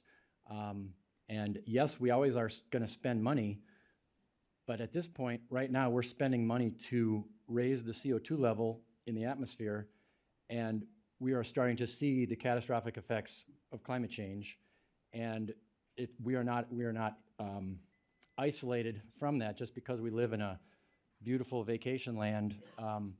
These effects are real, and they're going to get worse and worse, and they're going to even affect us in areas we haven't even begun to recognize how they're going to affect us yet. I really believe that taking a serious look at our physical plant and our process to getting our buildings into a carbon negative or carbon neutral, carbon negative direction is really important. So I can't emphasize enough how important an environmental bucket is with these ARPA funds. And I guess I would make a motion that we add a category D under the environmental initiative to add sustainability initiatives or sustainability work. That would be my suggestion. Thank you.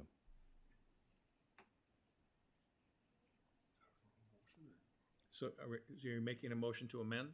Yeah, I guess I'll do that. I'll make a motion to amend that we add a category D. So can you push the button on your? Sorry, sure. There we go. I would like to add a category D to the environmental initiative. Item D, sustainability initiatives. I think that would make me feel comfortable. I think that might address Supervisor Shomo's concerns. Again, I heard it a little bit that, other still works, or, other is assumed, but I guess I feel it's important enough to write down, and it's certainly more important than something like uniform signage, which is already in the CIP, so I would argue that doesn't even need to be on this list, but I understand we'll figure that out later, so no big deal. Thanks. Okay, thank you. There's a motion, a second. Any discussion on that amendment? Susan, did you want to speak to this amendment, or, okay.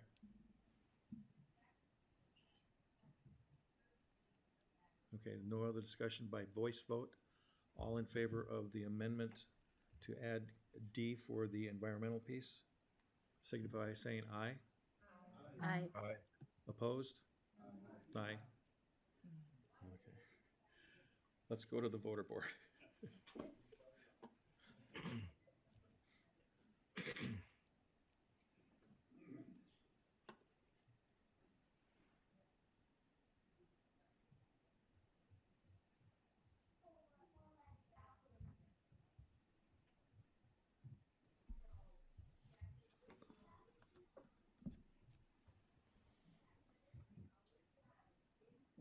Susie? Well, we have to vote it now, though. But you have to vote. You have to vote, though. That amendment has failed on a vote of 11 to 9.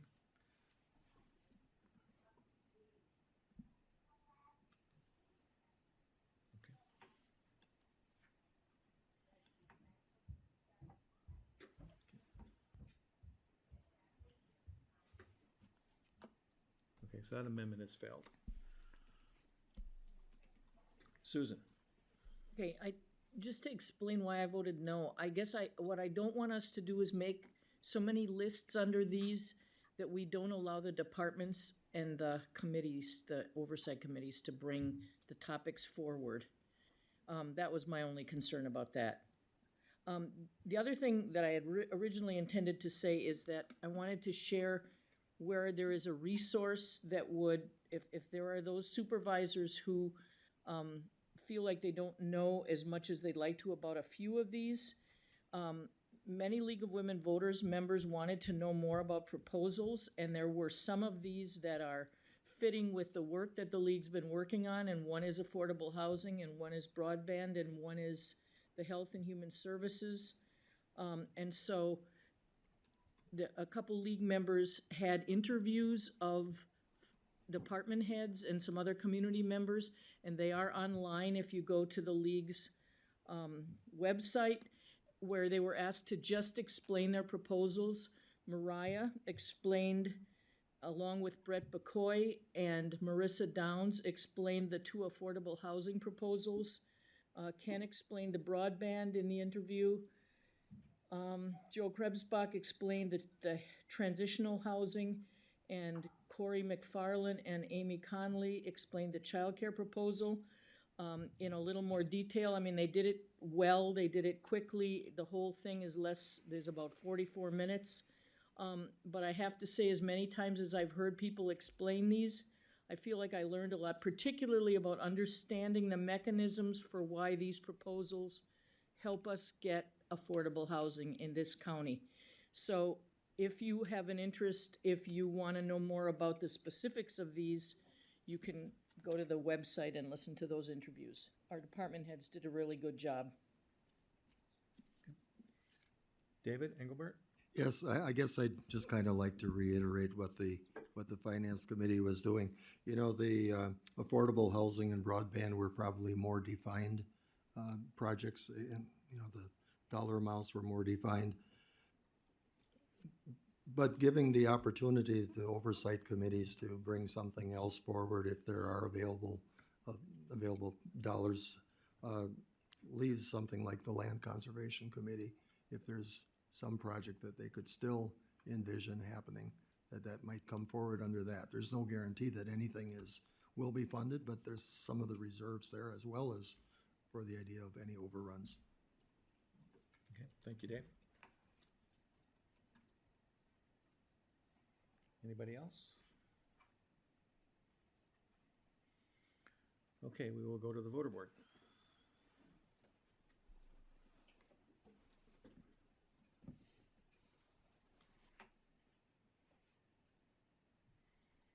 That's passed on a vote of 19 yes, 1 no, and 1 absent.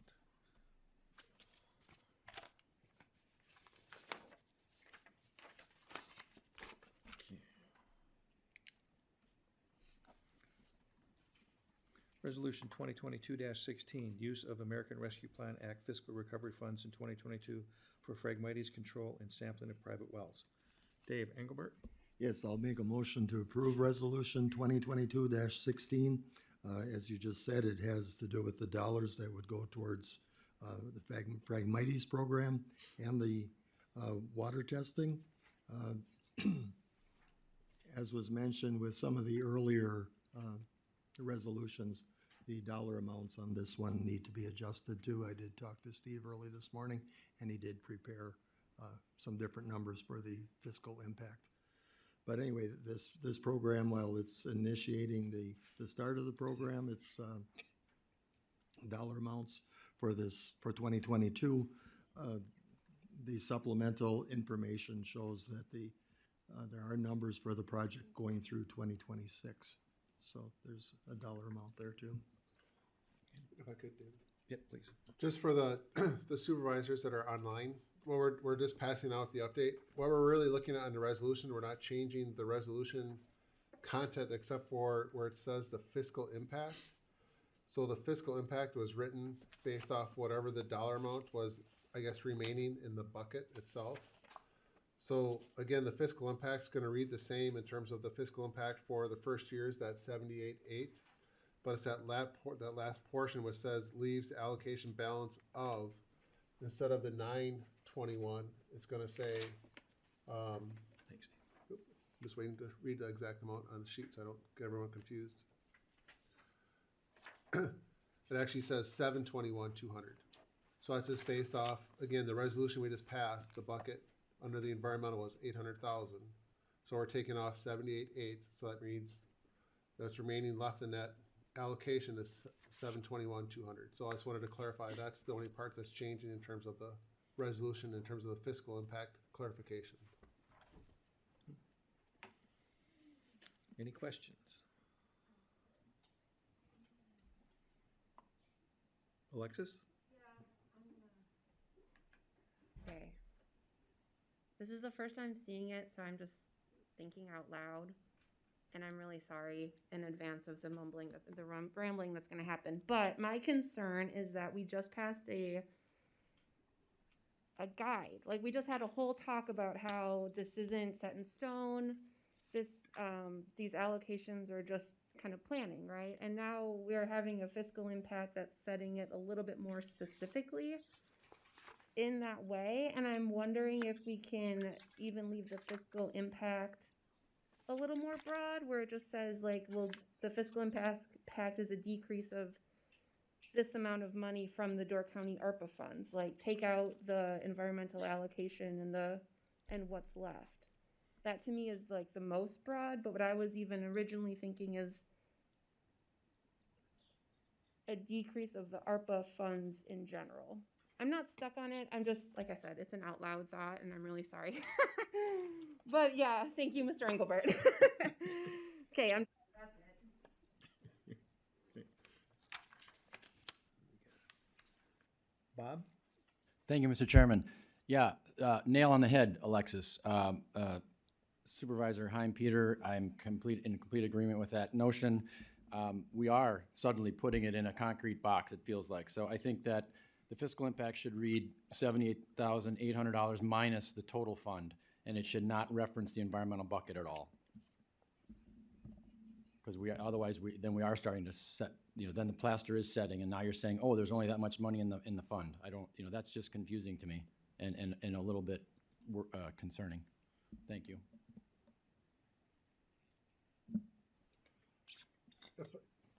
Yeah, go ahead.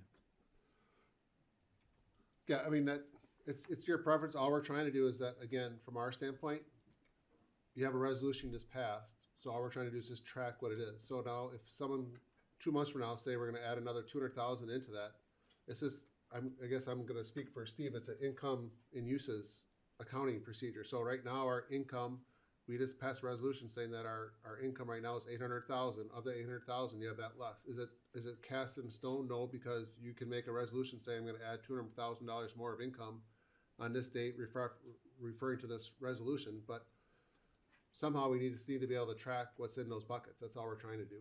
So to me, it's an income out statement, and you can adjust incomes and out statements. So this is your starting point, and you can move forward. But if it's your pleasure in terms of how you want to word that. But again, it's more of an accounting procedure on our end.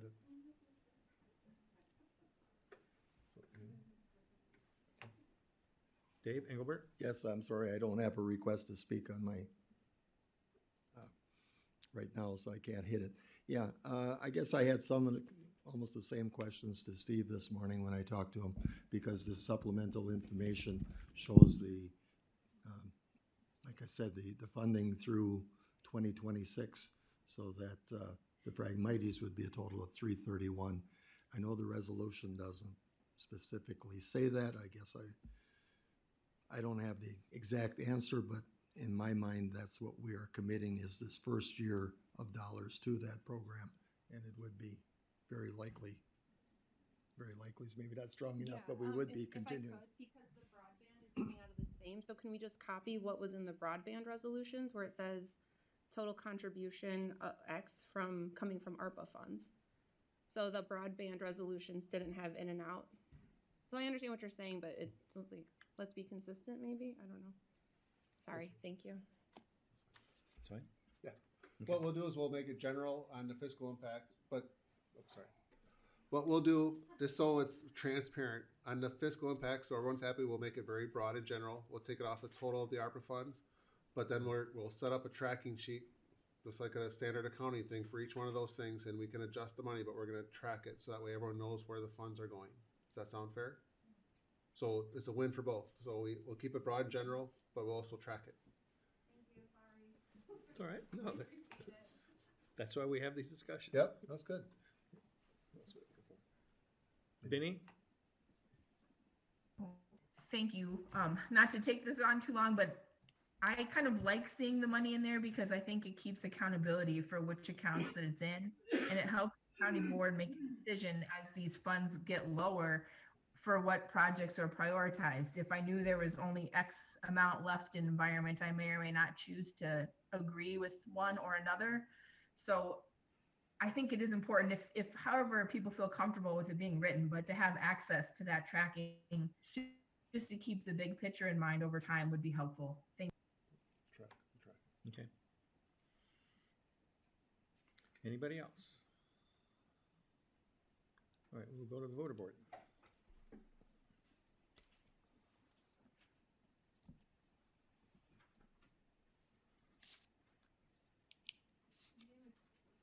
That's passed on a vote of 20 yes, 1 absent.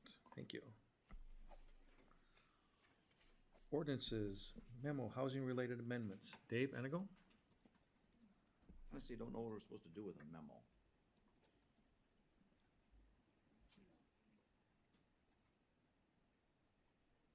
Are we supposed to make a motion on it or what? Just acknowledging that it's been received?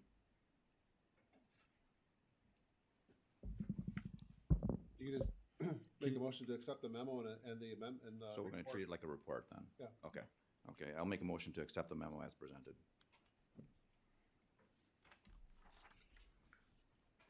Is there any questions on the memo?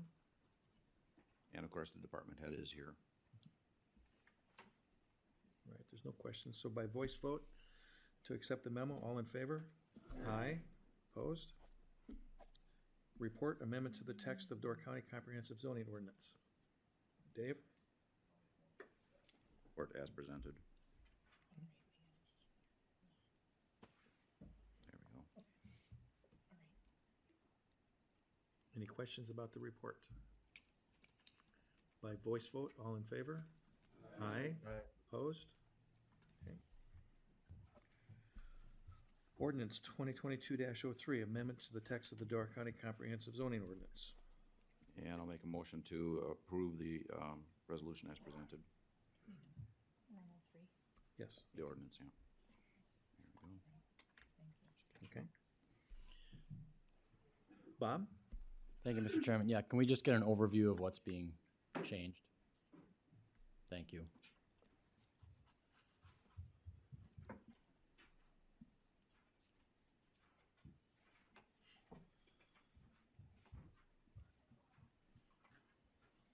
Hello again. Basically, that memo gives the really high-level overview. We are, well, I guess even backing up a step further, we've been collecting ideas for ways to amend the zoning ordinance in order to make zoning not be necessarily an obstacle to certain types of housing provision. And there were ideas that came out of the 2019 study with regard to some things that we could do to the county zoning ordinance. And then Becky and I in my office have been collecting other ideas for the last couple of years. So that's kind of where all this came from. There's been a lot of talk about affordable housing, especially in the last couple of years, and that's where these amendments grew out of. As far as what they actually do, if you've got a specific page you want to point me to, that's fine, but otherwise I'm not going to walk you through all 72 pages of this. There's a lot of sections where we are decreasing in certain instances the square footage that's required for certain types of housing units, because that's one thing that we do here, depending on the circumstances, can be an obstacle to providing affordable housing. There are some districts where we're changing the permitting process for certain types of housing. So in certain instances, multifamily developments of certain sizes will be a regular zoning permit rather than a public hearing. There are a lot of regulations in the multifamily housing section that are town or zoning district specific that have kind of crept in over time over the last 25 to 30 years. And the proposal is to get rid of pretty much all of those. It makes it very difficult as zoning administrators to administer those regulations when the rules are different from town to town and zoning districts within towns, and it makes it hard for developers to plan as well. We're tweaking or clarifying certain sections with regard to different types of housing that are allowances right now under the zoning ordinance. So a lot of what's in here is just kind of clarifying or reiterating how we do things currently. So I think those are kind of the higher level things that we're doing, but I'm happy to answer any questions that you might have about any of these. Gabe, Anago? I guess I'll add to that, sitting on RPC now for quite a few years, watching it prior to being on county board, I've always looked at ordinances as being a variable document, something that changes as time goes on and as practices become altered or changed or regulations come along. And this is an opportunity in my mind to basically go through a wide variety of pieces that are, some of them are 15 years old on the way we're doing things and the way other municipalities were doing things and the way municipalities viewed how they like to do things. That's a good point. So we, just about 25 years ago, we did do a series of housing-related amendments to the ordinance at that time. And then about 12 years ago, we did another batch. And then now here we are today with another batch. So as construction practices and desires and markets change and needs change, we're attempting to not be too far behind. Kara? Thank you, Mr. Chair. I really appreciated the taking out the restrictions on duplexes, adding to the ease of affordable housing. I was just a little confused about the fencing. That I was like, what if people want to do like a mosaic or like, like what if, I don't know. I just thought the fencing was interesting, that it was like, yeah. So there are, thank you for pointing out, so there are a very small handful of things in here that are not necessarily directly related to housing. Fences are one of them. The Resource Planning Committee has struggled over the years because we've not had a very good definition of what is a fence. And we've had we've had at least one entity that was required to put up a fence as part of a Resource Planning Committee conditional use permit. And the thing that was put up does not really seemed like something that most people would call a fence. So the Resource Planning Committee wanted a little bit more definition about what a fence is. And then also, there never was previously a height limit for fences. And so that had been of concern because every now and then we get neighbors that threaten to put up a 35-foot tall fence because they're mad at their neighbors. So I'm not sure, there's nothing that would prevent you from painting your fence, I guess, but they would like to see fences made out of things that look like fences. So, I don't know if that helps. Yeah.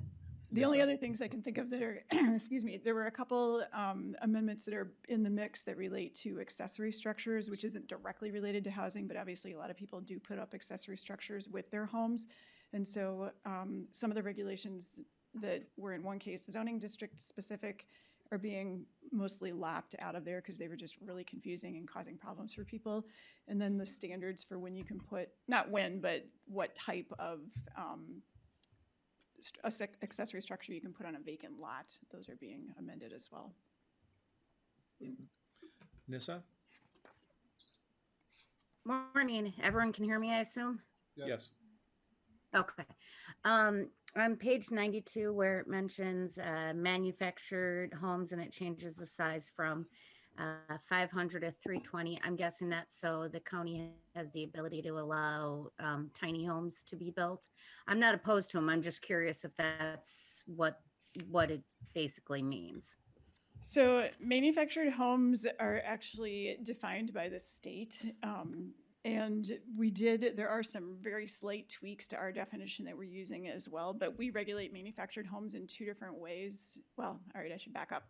If a structure meets certain design requirements, and those are in the manufactured home definition, even if it's a manufactured home, then we don't call it one. So for example, if it's wide enough and if it's not like one super really long rectangle, then even if it's a manufactured home, we are going to regulate it like a single family home. If it's what most people would think of as a single wide, then that's a true manufactured home, and those are allowed in two different ways. They're allowed as standalone homes on a foundation, hooked up to well and septic in some zoning districts. And then they're also allowed in manufactured home parks, which is a separate use that gets authorized, and then they lay out how many sites they're going to have. That manufactured home park is where we're decreasing the number to 320. That actually matches a state regulation that Becky had unearthed as far as the size that the state will allow manufactured homes to be in manufactured home parks, so we figured we should match the state figure. Okay, thank you. Dave Engelbert? Yes, I guess that leads right into one of the questions I have on page 141 is your definition of a manufactured home.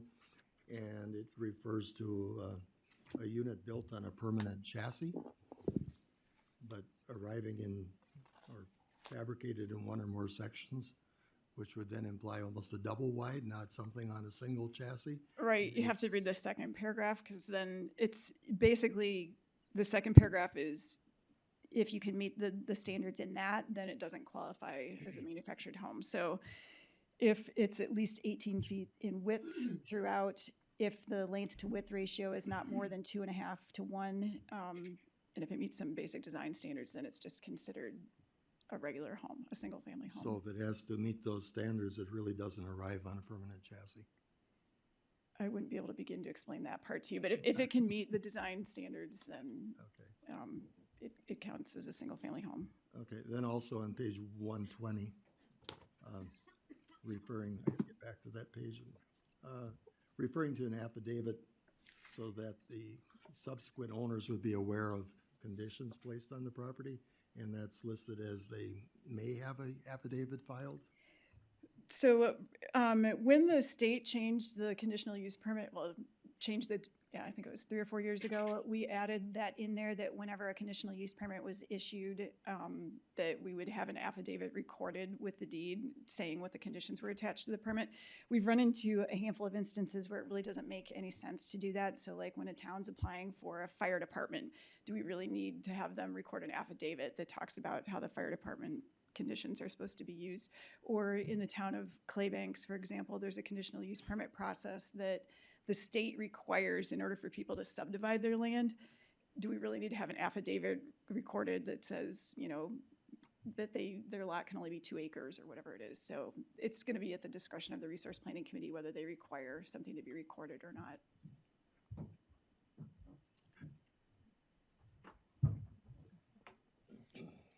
Vinny? Thank you.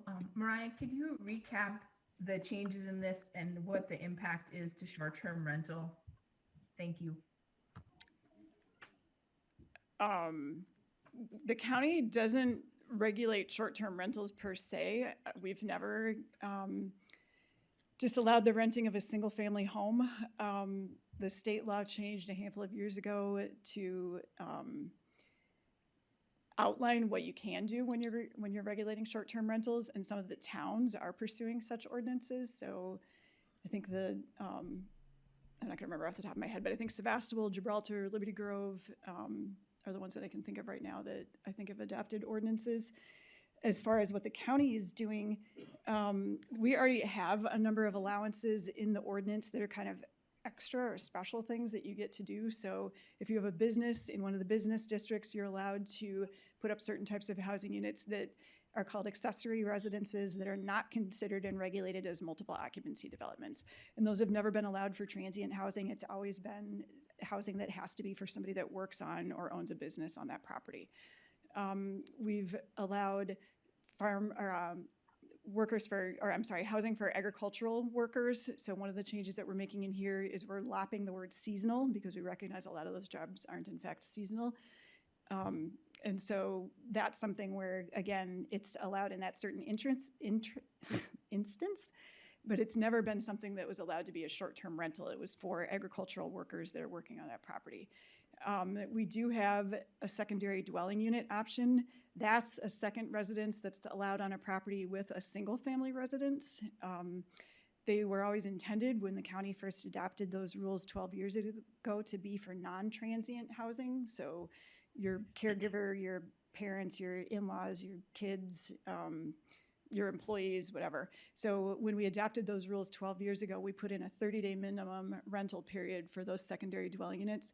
We changed that a couple of years ago in response to the state law that I was referring to that came out a couple of years ago because we thought we had to. But now in consultation with Grant, we think that in the realm of all these other things that we're allowing that are sort of extra and special things that you get to do, that we can put those secondary dwelling unit rental terms back to 30 days. So any of the other references in here to short-term rental are just clarifying that those uses are not allowed to be used for short-term rental because they never have been allowed to be used for short-term rental. Joel? Yeah, good morning. Mariah, question. Is this a culmination of what's been going on for quite some time now where municipalities had the ability to provide input and weigh in on some of these changes to this document? Yes. So we, like I said, Becky and I have been involved in a number of initiatives over the last, very recent, in the last couple of years. So ideas have grown out of that. And then the Resource Planning Committee talked about this 3 times. I think we had 3 different lengthy meetings before they sponsored the amendments. That might have been the 4th meeting, actually. So I think we talked about it 4 times before they sponsored them. I sent out information to the towns last October with the amendments. Becky and I held a Zoom meeting at the end of November for people to log in and ask questions. Then I sent out information again in December about when the hearing was going to be, and then we sent out the notices, and we had the hearing, and that's where we're at. So. I was just asking that question because pertaining to the island, obviously, there was, and I have kind of removed myself from being involved in any town politics because I don't have the time, but there was some dialogue up here as to whether or not they weighed in on stuff, and I don't recall what their vote or decision was, at least as a recommendation from the island's perspective onto this, but so I was just curious if this was a culmination of that conversations that had transpired over the last several months. So yes, and actually the island is one of the only towns that we heard directly from. Their letter was from the Plan Commission. It was in favor, except that they did not like the idea that some of the multifamily dwellings would be able to be regular zoning permit rather than requiring a public hearing. But otherwise, they said they were in support of the amendments. okay. Okay, anybody else? Since it's an ordinance, we will go to the voter board.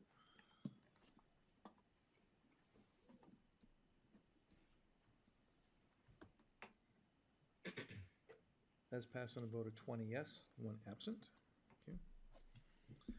Memo, amendment to the Door County Comprehensive Farmland Preservation Plan 2035 in public hearing notice. David? Mr. Chairman, I'll make a motion to accept the memo as presented. Any questions or comments? Not by voice vote, all in favor?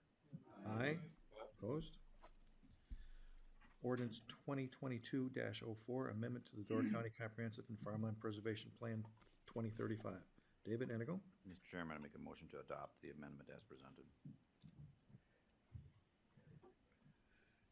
Any questions or comments on this one? And of course, this is that hearing that we had earlier this morning. But again, Mariah is still here if necessary.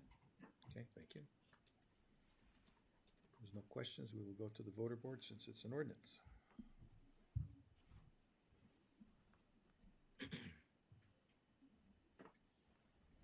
That's passed on a vote of 20 yes, 1 absent. Thank you.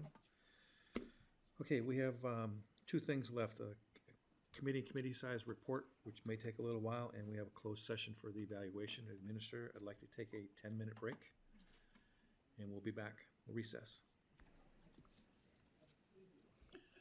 All right, we're now back in session. Who'd we lose? Just Biz. Just Biz? Okay. All right, we're going to move to special reports, committee and committee sizes. this, I will initially turn it over to Ken. Okay, so this one's just a discussion, no action, so low stress. Just looking for, oh my goodness, you guys are all, there we go. Okay, so let's just give some context. So obviously we have our committee structure and we have all our committees listed on it. One of the things that obviously we're transitioning to with the new county board coming on in April is we're going to a salary structure. So one of the sessions that was on WCA where some of the counties are trying to become, well, there's different philosophy, but the discussion is from WCA and the session is how to make the committees more, I guess, consolidated, but then also provide more opportunities for involvement for the full county board, which is kind of an interesting perspective if you think about it. So why would you go to less committees but get more involvement? So, but that was actually the session from WCA. And actually, Roy, if I don't mind, Roy actually had a discussion with me on it. It is one of the things he said that I should check out when we go to the conference. And we had actually some interesting conversations with some of the members, mainly lacrosse. We had a very lengthy discussion and breakfast with them one morning, just going through all their stuff. And in discussions with, for example, with lacrosse, when they went to salary, they actually went to, on page 160 of your packet, they went to a consolidated thing in terms of their committees. And you can see their kind of their structure, that what they put together. And what they found out when they did this is they actually got, the way they designed their committees at that time, they have their 29 supervisors, is they designed their committees and they actually had more involvement overall from the county board in all of the issues. So in other words, the way to design the committees, each of the county board members were more involved because they were part of those key committees.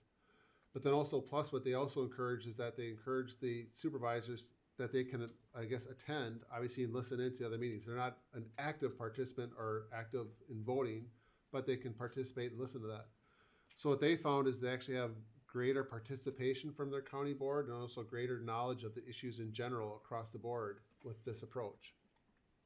So anyways, long story short, we had talked about it and we brought it to admin just for discussion. So you'll see on, again, page 160, you'll see how they consolidated it. I guess when we brought it to admin, I put together a mock presentation for Door County. And what happened is that there was some concern with going too far too fast in doing that. So what we did is we kind of scaled it back. So in essence, what you'll see is a modified version of what our committee structure could be.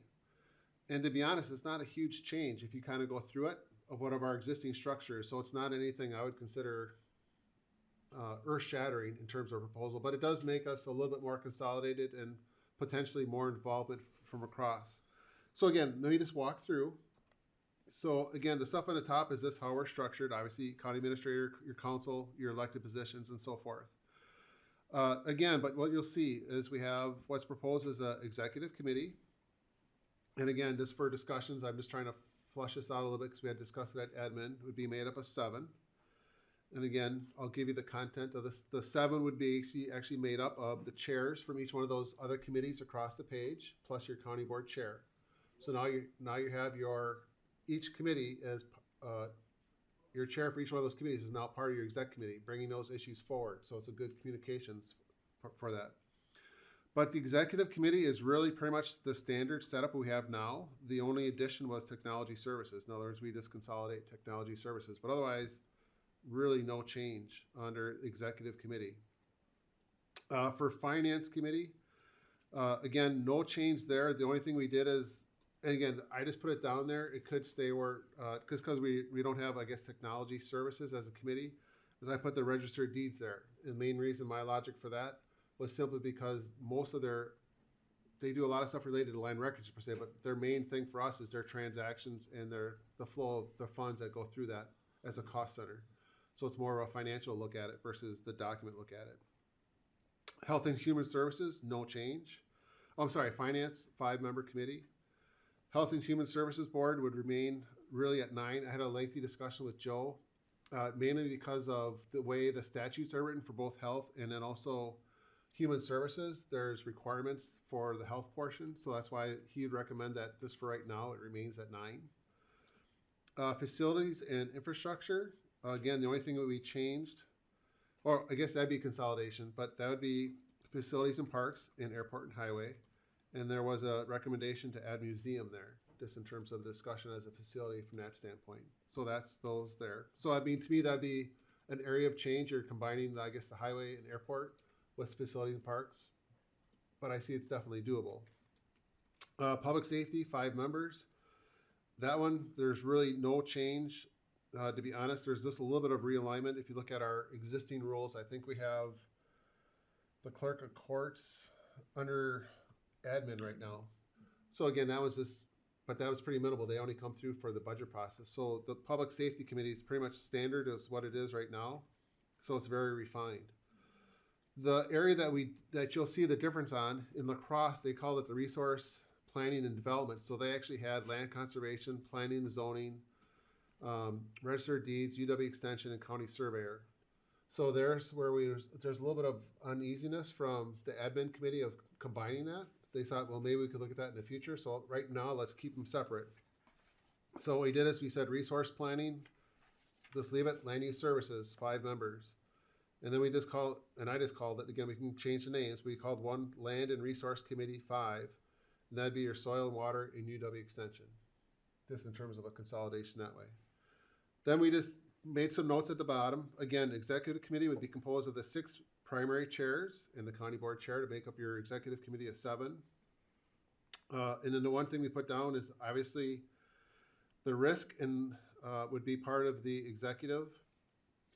Legislative would be part of each of the committee's duties. So that's one of the things we discussed in terms of really making legislative a goal of each one of the primary committees. In other words, they should know what's going on in each one of those things as far as the legislative thing. And that's been one of the things we've kind of have been trying to promote, is to push that down that way. Negotiations, I just put it down under the judiciary. That could be under executive committee as well. But again, I put it under judiciary. And then also sustainability, though. That one's, I went back and forth on that. But again, if we would actually promote this, it could be one of those things where it's really the core of each one of those committees to actually look at their sustainability practices within those departments. In other words, really make it part of our core function rather than the committee on its own. So that was just the idea there. Again, open for discussion. Obviously, we would still have our external and technical committees that are required. So that's why I included that sheet. You know, there's still going to be the committees that are related to the ADRC that are required. There's still our local community emergency committee, that type of thing. Those I would not consider our core, I guess, functional committees. Those are our all external or other operating committees. So, for example, I put down broadband, CATS, highway safety. Those would all still, I guess, exist going in the future. But again, this was open for, I guess, discussion more than anything. And I know, David, you wanted to just comment on where you'd like to take it. Yeah, this is not intended to be something that's voted on today. This is more for information, something to begin to think about. If something like this were to take place, we would put it together as a proposal for the reorganizational meeting that would be done in April after the next election with the new county board. So this is something to think about this month and next month. And then we would take your input and try and come back with a proposal from admin to do something for the reorganizational meeting. So again, we're not looking to have a long discussion today because this is not to be voted on or set in stone, but to get ideas and get input not just today, but next week, the week after, tomorrow, Monday, Tuesday, whenever you think of something, call Ken or myself or somebody in the admin committee so we can, address it and put it in as part of what we're taking a look at. The other thing from my perspective, it was good to be able to sit down and talk with the executive from La Crosse. I did like the idea of they invited any county board member to attend any of the 5 or 6 committee meetings that they have per month. And listen to that, the 5 or 6 committees total that they have per month, okay, rather than the 20 or 30 committees. But basically, in talking to Grant, what he said we could do, correct me if I'm wrong, if I heard this wrong, is we would just post every committee meeting as a county board meeting. And so if you went, you could participate openly, not run into the issue of you have a quorum of a committee there that's not the committee, but would allow you to participate as part of the discussion, but not vote per se in anything that was going on. That was one thing. The other thing I thought that this would work out very well for was the executive committee or admin committee to have the committee chairs of the major committee chairs as part of the executive committee, that committee then has an enterprise-wide view of things. Right now, it doesn't. We still have to rely on the individual committees and what comes back from reports and from minutes or what we get for committee reports. But to have the 6 chairs as part of the executive committee, I would see that as a definite plus because you're getting a much broader perspective. Likewise, committee members on the individual committees are getting a broader perspective of what's going on within the county because they're not just on a committee, they're on a committee that actually is doing a 6 or 7 committee job, if you will. So each committee member would have a broader responsibility and a broader overview of what was going on in their particular area too as a result. So that I like that idea when I listened to how well it has worked for them. The other thing that came out was, and this is not, La Crosse is not the only county that's doing this. There are a couple other counties that are currently doing it, and there's 2 or 3 more that are looking at changing this. But the impetus behind it was when they went to a salary. Is what they did, moved into this type of organization was the push behind that. So just my comments. With that, I'll open it up. Again, I'm not looking to have a real long discussion on this. It's more for an overview and oversight for today and something for us to think about over the next couple of weeks when we have the next couple of meetings. But Nissa. Hi, the only thing that really popped into my head was if the museum goes under facilities and infrastructure, does that mean that the library would no longer oversee it at all? Or would it still be under the library, whoever is the head librarian's direction? So the museum is still part of the library, but just statutorily, there's the library board, which can oversee the library itself, but we have to have a separate museum committee or a separate body that oversees, I guess, the museum portion. So in my mind. Right, which is why I'm on both. Yep. So in essence, the library director and the library board would still oversee the budget and everything related to that, but we still need something outside of the library board in terms of the museum itself. So. Okay, so it's just under a different header. It's not really it's not run differently, basically. Yeah, like correct. Right now, the museum committee it's on its own island. I'd consider it that way. So this would put it within a bigger structure. Okay. All right. That was my only curiosity question, if that was going to change or if it was basically the same, but a new, bigger name above it. All right. Thanks. Thank you. Vinny? Thank you. You may not have this answer now, but I would be curious to know that you mentioned for Health and Human Services that the department had a thought on how that could be structured or how it should stay the same. And then you mentioned that admin had an opinion about RPC and LCC basically combining. But is there staff input on that or department head input on that combination? Or I guess it'd be good to just have that consistent across all of these, if it's both the administrative committee and the department heads, to sort of have how they think it could function or not function. Thank you. Okay, thank you. David Engelbert? Yes, the one comment I'd have, I guess, is regarding the negotiations committee being placed under judiciary and public safety. Having been on negotiations the last 2 contracts that were approved, I think it's really a better fit under the administrative committee that is working with HR and corporation counsel and the broader spectrum of all the county employees. The way it's set up right now, certainly the Director of Emergency Services and the Sheriff have complete input into the whole process, and I think it would be better under the executive. Okay. Roy Engelbert? Thank you, Chair. WCA. Actually, Dan was next. Oh, I'm sorry. Go ahead. I'm sorry. We'll go back to Dan next. Go ahead. Yep.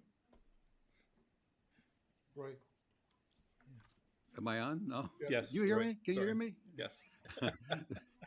Thank you, Mr. Chair. WCA did a fantastic job of having webinars or Zoom meetings in December and January. There were 4 of them.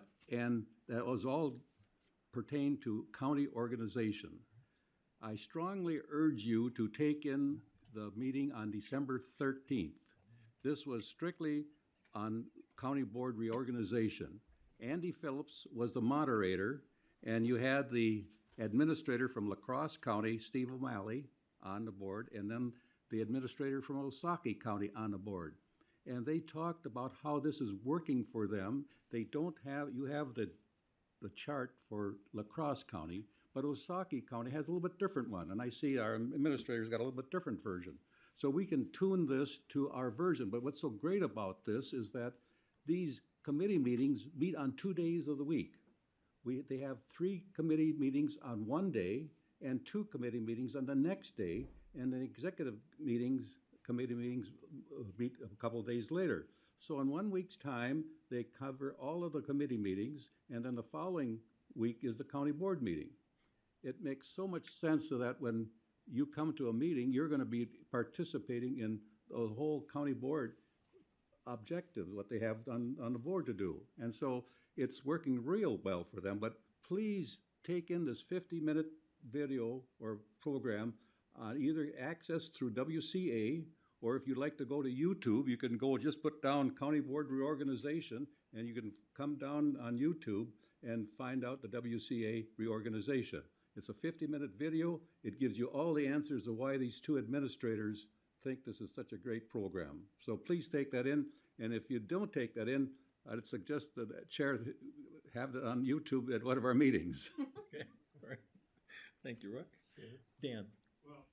I was on a county board when we went from 5 members to 7 members, and I voted against it, if you could remember that, mainly because of the cost. And now I see we're dropping back to 5 members again, and cost doesn't enter into the factor. I really think the Finance Committee right now has 7 members. I think they should retain 7 members. Facilities, it's got 7 members, and I don't see anything wrong with having 7 members on these committees instead of 5, because it gives an opportunity for more people to serve on more committees, so over a period of years, you get to understand how the county government works. Otherwise, there isn't as many openings this way because there's fewer committees, and I think 7 members would be better in those committees instead of 5. Okay. Elizabeth?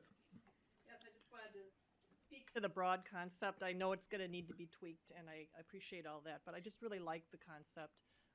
I think it would solve a lot of issues that we have. It would be definitely more, it would give everybody an opportunity, as you said, to participate. I like the idea of having the chairs then become the executive committee. I think that's a great concept, then to bring those people together. And as the chair of the Ag and Extension Committee, I've just had reservations these last 2 years about that committee because not that it isn't important, but it seemed kind of out there apart. We were trying to make, I think, more things on the agenda than we needed to. It just wasn't efficient. So I'd like to see definitely that piece put back in and can be more, all these things I can see as being more efficient in a different form, and I really like the general form. Thank you. Thank you. Kara? Yes, thanks, Mr. Chair. I do see some positives to it, but my initial concern is that there's a huge potential for consolidation of power, and that's just something that I would watch out for sure. It seems like maybe Supervisor Osted's recommendation about adding more people to finance and adding more people in certain ones might alleviate that a little bit, but I could just see it really being even more of a hierarchy. Thank you. Okay, thank you. Bob? Thank you, Mr. Chairman. Yeah, I want to address Mr. Osted's point. I didn't do this ahead of time, but I was just sketching, trying to look at how many committee assignments there are now compared to, possibly under this new plan. And there certainly would be less committee assignments. And so therefore, I think, and again, I haven't done the math, but it does seem to make sense to me that the committees would be at 7 members, because then that would give everybody more of an opportunity then, because otherwise I think we'd only be on like 2 committees each. Or one, yeah. So I like the idea. I guess I second what Mr. Osted was saying and suggesting. Thank you. Sure, go ahead. I guess that's the one thing that kind of, and again, that's not taken as a negative or anything, but just some feedback from across and why the size of their committees and why they looked at that too. is that again, what they try to do is make it more efficient for the members of what their assigned committee is, but then they strongly encourage people to participate, as David mentioned earlier, to attend those meetings. So it's not really, they didn't really perceive it as perception of power. It's trying to make the county board more engaged in the committees that they were in. So it could still happen with 7. I'm just giving you context of what that discussion was. It wasn't really a thing of trying to keep power with one group or another. It's more of trying to make sure that there's interaction on the committee in terms of their being vested in that portion, but then also feeling comfortable because we're consolidating it down to so few meetings that you can just attend a meeting and be a part of that discussion right up front. So that was the concept behind that, just for reference. Megan? Thank you, Mr. Chairman. I'm not going to be here for this to affect me. However, at least not this term, this coming term. But I would like to add my 2 cents in. First off, I think what Roy shared, that there's a video out there before we go jumping to any conclusions about how this is going to either adversely or positively affect us. I think it's important to use that resource. Secondly, upon using that resource and taking a look at the model that another county is already implementing and seeing success with, my 2 cents would be to go ahead and rip the Band-Aid off and make the changes right off the bat. One thing that I have seen over the last 6 years with this board is that there is a very distinct aversion to change and change in structure. So why put ourselves through that twice? Thank you. Vinny? I thank you, and I agree very much with that. And I think refiguring this to be as efficient as it can be for people's time and to have more information from multiple committees would just make us maybe all better decision makers when we have that fuller picture. With that in mind, I guess being the chair of the sustainability committee, which I may not be after this term, but I'm not sure if that one is developed enough, or I'd like to hear more about how that could be incorporated. And I guess the same for any committees that it would be just not in existence anymore, is how they would be incorporated into the other areas. So thank you. Thank you. Bob? Thank you, Mr. Chair. Yeah, maybe following up, and maybe Mr. Administrator, maybe you could share with us next time. We see the lacrosse's flow chart, or, chart here. It'd be nice to have numbers under their committee. How many serve on each of those committees? Do we know? I don't know if we know those right now. But again, just for us, and I'll certainly watch the video. Maybe they do cover it in the video as far as that level of detail. I'm not sure, but it'd be nice to see if it was. You said it was Ozaki is the other county that seems to be successful with this. Any other charts organizational charts that we could look at and see how they do it and what numbers they have on their committees would be helpful. Thank you. Dave Enigal? Thank you. First question, in all of these packets, and clearly I'm missing something here, all of them show CEO prepares annual budget. Who's the CEO? That was, they consider lacrosse, they consider their administrator their CEO, so. Okay, so does that change the pattern that we've done in the past? Where we Yeah, I could just, that was, to be honest, I copied and pasted the top portion, so, we don't have a CEO, so I can take that off future versions. Okay, because we've gone through this map now 3 times and I've seen it still there. Help me understand, I was never kicked out of a meeting before when I've sat in, so how does that improve the probability of members showing up at meetings? Couldn't show up. What lacrosse experienced when they did that, again, they went down from, I think they said over like 15 different committees. And now they have it down to, in their proposal, I think they have 6. So now they have 6 regular committee meetings, which now makes it more viable for the supervisors just to attend one of those 6 meetings versus trying to track 15 different committee meetings. So they saw their overall participation, just because they're consolidated of people participating in those meetings. And again, what they did in their notices, obviously we don't prohibit anyone from attending, but we don't notice ours as county board meetings. But in this case, that's what lacrosse does, is in terms of trying, if someone attends, they can actively participate in that meeting. They don't vote, but if they have questions, the chair can recognize them and they can have those discussions. So it was just a matter of the consolidation of not having as many meetings and people feeling this with their time and their schedule, because they also have seen,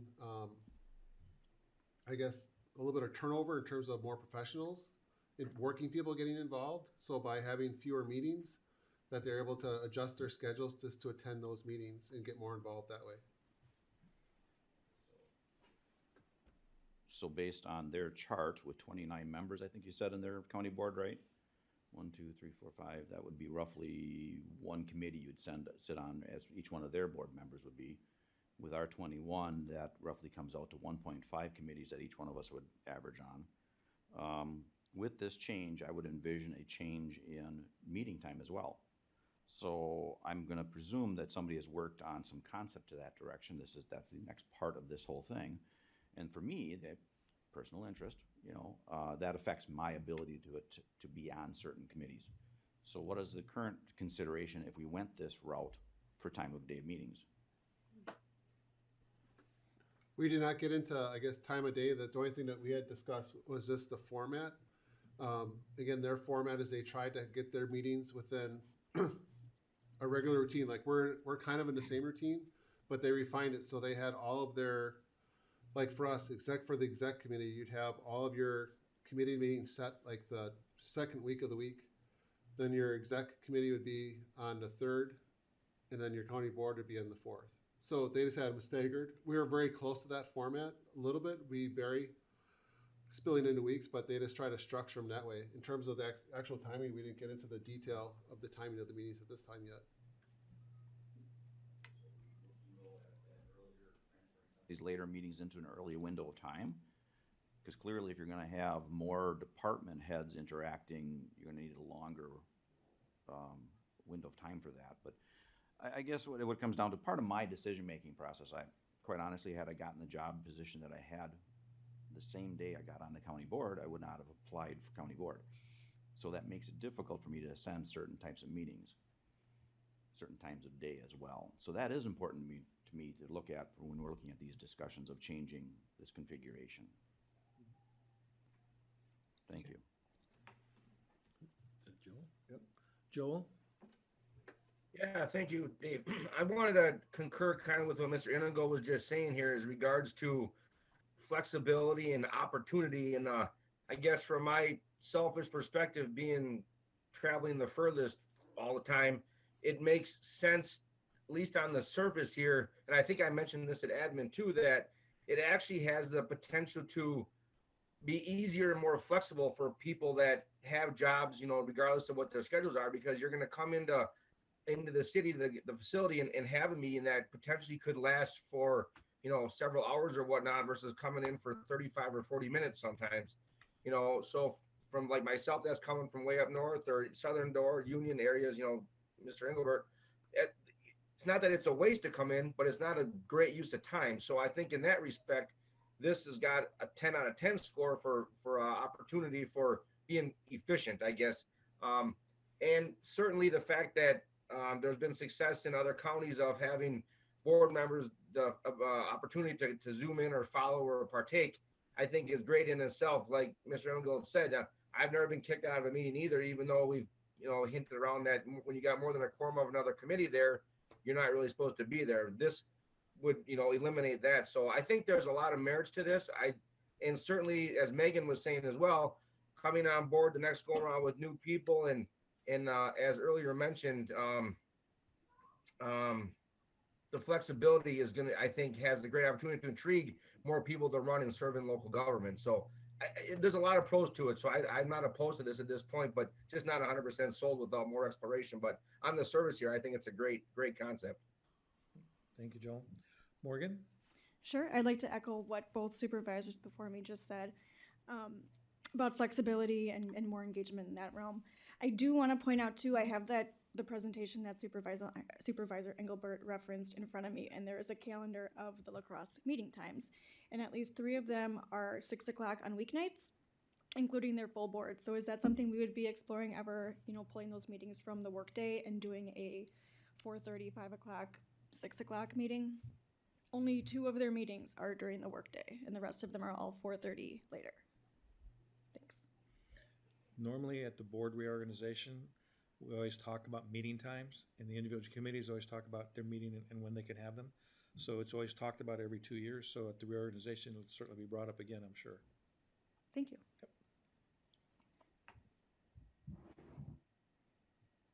Okay, that's it for the moment. Again, as I said, if you have any input or any suggestions, contact one of us, contact Ken, and we will continue working on this next month at the next admin meeting. But thank you. Okay, we're gonna do the closed session last, so we're gonna move down to oral committee reports. Any oral committee reports? Review committee minutes. Vouchers, claims, and bills. Next regular county board meeting would be March 22nd at 10 a.m. Dave, Yeah, you can have it earlier. Remember, I'm not going to be here. Not gonna be here. We can do it at 9 o'clock. We prefer 9 o'clock? Okay, 9 o'clock Yeah, it is. whatever. Thanks, Joel. I'm planning on zooming in from Sandy Beach. Don't show us the beach, okay? The per diem code is 222. Okay. Now I'm going to make a motion to convene in the closed session pursuant to Wisconsin statutes 19.851C, Wisconsin statutes for purpose of considering employment, promotion, compensation, or performance evaluation data of any public employee over which the governmental body has jurisdiction or exercises responsibility, namely the performance evaluation of County Administrator Ken Povick. So we need to do a roll call, correct? You want to do it by board, or do you want me to actually call it? Let's call it. For those that are online, you need to sign off at this time, or I can just remove you.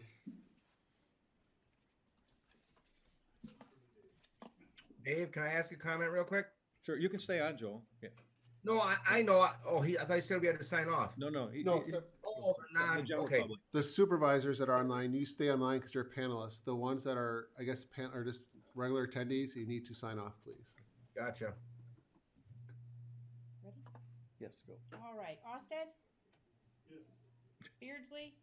Gone. Okay, hold on here now. Hold on. Is anybody else gone that I'm gonna call? Is everybody on? Okay, Biz, maybe? he's gone. Okay, sorry. Beardsley's is gone. Boltman? That's a yes. Shomo? Here. Cunard? We're doing a yes, we're doing a closed session. You're not taking roll, you're taking. We're taking We're taking a vote to go into closed session. Aye or nay. Or that. Okay, we're taking as, I'm here as yes. David Engelbert? Roy Engelbert? Yes. Inigo? Fisher? Yes. Gauger? Yes. Gunlickson? Yes. Hein Peter? Kohout? Just make sure it stays clear. Lino? Here. Lundahl? You're not here, you are yes.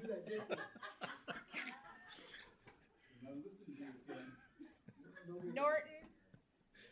Yes. Robillard? Yes. Rusnick? And Vogel?